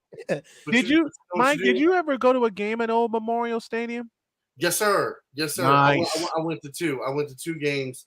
The last game, I think, what was it, in 1998 before they tore it down? Yeah. Yeah. Here's my history with Old Memorial Stadium. Oh, no. My bad. 1996. 1996. Okay. Here's my history with Memorial Stadium. I grew up on the south side of Chicago, and my dad introduced me to the White Sox, so I've been a White Sox fan all my life. In '83, they won the division, they won the West, and they played against the Baltimore Orioles. Who is that? It's Cal Ripken. Cal Ripken Jr. Yep. This is literally in 1996. This is what I got. This is a bobblehead from the game. Nice. Oh, very nice. Oh, awesome memorabilia there. Because, well, when the Orioles and the White Sox hooked up in '83 for the American League pennant, I remember going to my grandparents' house from school for game one, and my granddad was telling me everything that was going on. Next day, I'm racing to my grandparents' house for game two, and the Orioles are in the process of kicking our ass. That's when daytime baseball was on NBC. And I come in, and my dad just had this hangdog look on his face. And I'm like, what? And then Mike Boddicker twirled a gem against us. And I just couldn't recover. That Friday night, y'all kicked our ass. And that Saturday, Britt Burns decided to pitch the 10th inning against everyone's wishes. And then Al Bunbury killed us in the 10th inning. Damn it. And that was history. That was history. That was history. Any more last bit trivia before we head on out of here, y'all? Oh yeah. Hold on. What you got? So I got two more. All right. So this one, I think one of you guys should get this one. Yao Ming was the number 1 draft pick in 2002 draft. Right. Who went second overall? In 2002? 2002. Okay, I know I was a sophomore in high school around this time. So, number 2, and he definitely had a solid journeyman career. Francis? Nope. No.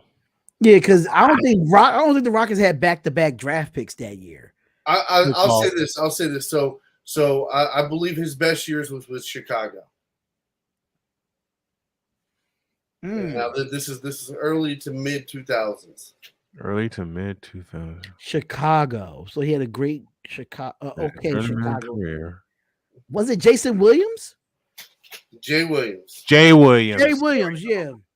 Jay Williams out of Duke. Oh, you said Jason. You said Jason. Okay. Damn it. My bad. I heard Jay and then Williams. So I was out of Duke University. All right, what else you got?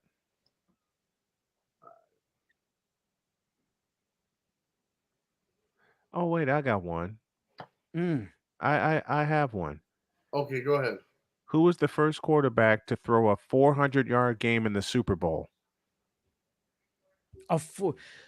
Okay, so is this recent or this past? Oh no, this is past.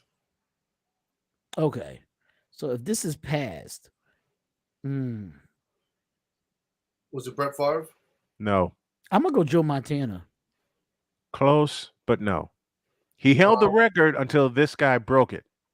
Okay. Because Montana, in Super Bowl 23, Montana threw for 357 yards, and that stood until this guy broke it with the first 400-yard Super Bowl game.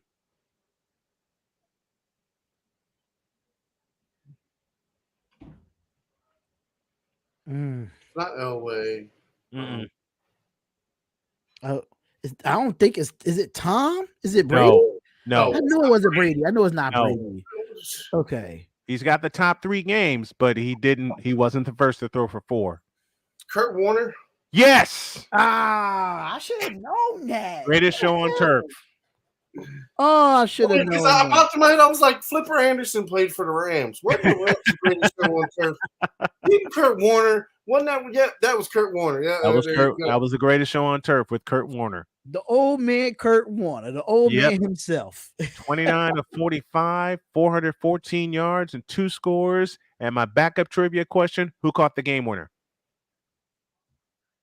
Was it Torrey Holt? No. Was it?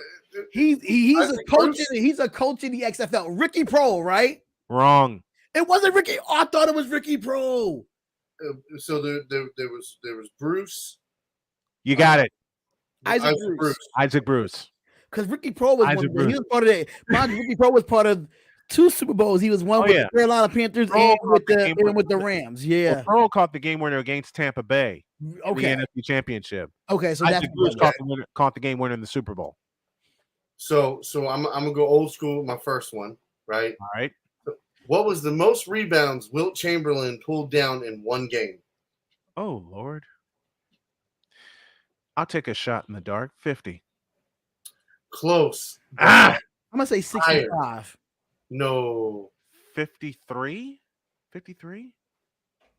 55. 55 rebounds in one game.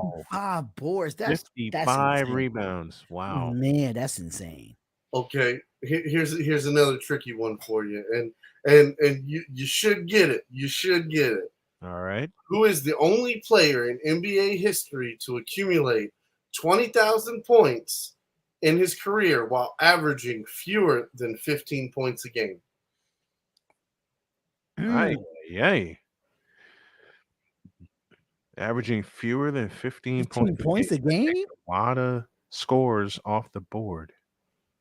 Okay. He played majority of his career in the 80s with a very dominant Eastern team. Is it Larry? That can't be. Oh, it's not Larry. It's not Larry. Nope. Larry averaged much more than 15 points with a dominant team. So you think it's over 1,000 points? Julius? Say that again? Julius Irving. No. Is it Isaiah Thomas? No. You ready? So I think you guys forgot like less than 15 points a game. With over 20,000 points in his career. 20,000 points. Played in the 80s, is a big man. Big man. No.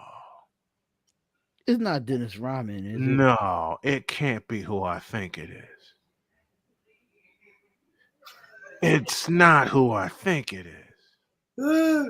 Come on, oldie but goodie. This is a good one here. This is definitely a good Abdul-Jabbar?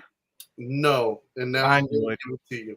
Robert Parrish. That was my next guess. Robert Parrish. So because he played for over 20 seasons. The last seasons brought his average down. And you said with a dominant team, so I'm thinking Celtics or Lakers. And Parrish was right on the tip of my tongue, but I couldn't fathom it was Robert Parrish. For this show, this is I think the 4th Robert Parrish. Yes, it is. I think he's one of those underrated guys that he played for so long and played so consistently and played on such dominant teams that I don't think he gets the respect he deserves. No, he doesn't. Larry Bird, McHale, Johnson, Danny Ainge. All those guys get some shine, but I think Robert Parrish gets forgotten. And I like to put some respect on his name. And you do. Respectfully. And you do. All right, I'll close with the last one here. Who am I? I am a forward who played for 12 years in the NBA, but injuries curtailed my career. I stand 6'7", and I played at the University of Tennessee.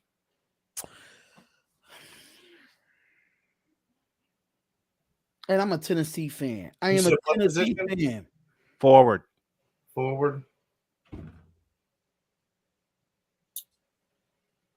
It's not Bernard, is it? Yes, it is. Bernard King. I only know that because he played for the Wizards. See, as a Tennessee fan, I should know that. I got your Tennessee question. Yeah. I was waiting for Darion to come out with the answer too. See, I know my history on the women's basketball side though. So I mean, so when it comes to if you give me 90s Tennessee basketball, I would definitely know it. But I'm not. Okay. We don't have much time for that right now. Let me disprove that point. In 1998, the Tennessee Lady Volunteers picked up a national championship, named the most outstanding player. Shamiqua Holsclaw. You got it. You got me. Of course, she was named player. most dominant player in women's college basketball that year. She was the most dominant player. I couldn't answer that. If it wasn't for her mental health issues, she would have had a great career in the WNBA. Oh, she would have had an awesome career. She would have had a great career. She would have had an awesome career. Yeah. She was like, as far as comparison go, as far as to the men's, he gave me like, when it came to like playing against UConn, she gives me like the Jordan clutch factor, rebound and defense. It gave me Scottie Pippen. So it's like long she had arms. like a mixture of both. She had long arms. She was very quick. Yeah. Always got in the She always got in the passing lanes, and she wasn't afraid to play someone down in the post either. And Pat Summer didn't play that. Defensive rebounds was her number one priority. She didn't. She said scoring put asses in the seats, but all she cared about was defensive rebounding. Yeah, she wanted her players to crash the boards always. So, okay, Mr. Brian Snow. I gotta ask this one. Here we go. Oh, you got one. Here we go. He got one. It's a throwback one that I pulled up when I first came on. Okay, and And only because I knew you were going to be on the show. Darion told me you were going to be on the show, and I was like, okay, I got something. Okay. Now, you talked about the 80s. Yes. So, who was the MVP of the 1981 finals?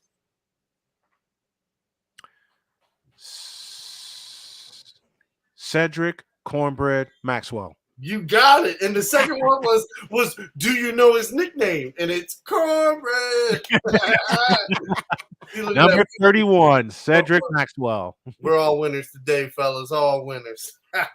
All winners at the day, man. It's been a good podcast, man. But for everybody that's listening and everybody that's watching, Mr. Brian Snow from Snowman Multimedia, let them know where they can find you at, sir. Snowman Multimedia is where you can find me, youtube.com/Snowman Multimedia. And follow me there. Follow me at Snowman Multimedia and all my socials. Got a big project in the works. So pay attention to the channel. Like, subscribe, and share everyone's channels here. I thank you all for having me on the show tonight. It was an absolute blast. Absolutely. And shout out to all the radio stations that you be on during the morning show too. So thank you. You be on like 2 other radio stations, if I'm not mistaken, like 1 or 2, 3 now. So congratulations to you, brother. You are doing the thing. I think you are on Roku as well. Yes. See, I know because of the commercials that you play in between your shows. So I make sure that I have this. So on all streaming platforms, Roku, YouTube, anywhere you want to find them at Snowman Multimedia. But Mr. Brian Snow, I thank you for coming on to the show, man. I really appreciate you coming on. You're willing to come on anytime you want, man. I appreciate you having me, and the same goes for you, D. Y'all are welcome to come on at any time. Absolutely, man. Thank you so much, man. And thank you. All right, talk to you later. Absolute pleasure. Thank you. So that is it, ladies and gentlemen, for today's show of the Darion Hopkins Show. That's why I wanted to have him up here, because I know he knows his history so well. But I know you got to go. I know you hungry, and I know you got to work tomorrow and all that stuff.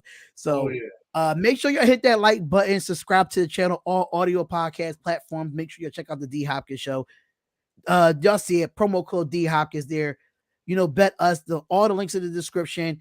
D Hop Nation merch, all links in the description. We are out of here, y'all. We'll see y'all Friday for another episode of the D Hopkins Show. And I will see most of y'all in a half an hour, less than a half an hour or so, for Nothing But Raiders podcast. So I think I'm gonna see if I can write the episode for Friday. Say no more. Listen, I'll let you take it in your hands. Fine by me. No, I mean you can run it all. You can run it all, because you know what I mean. I'm not all that technological. No, as far as the topics go. But as far as the topics and everything, like I don't know how if you watched the episode with me and Bug, but yeah, it's gonna be quick. It's gonna be 1, 2, 3. We're gonna get through topics and we're gonna burn through a bunch of them. It's gonna be exciting. We're gonna play some games. We're gonna have a little trivia. It's gonna be awesome. I'll send you over the details, everybody. Look forward to Friday. See you later. Peace, love, and happiness. Don't forget promo code for SeatGeek D-Hop. Mm-hmm. D-Hopkins, $20 off the first purchase, man. Yes, sir. We out of here. We see y'all Friday, man. Peace out. Peace.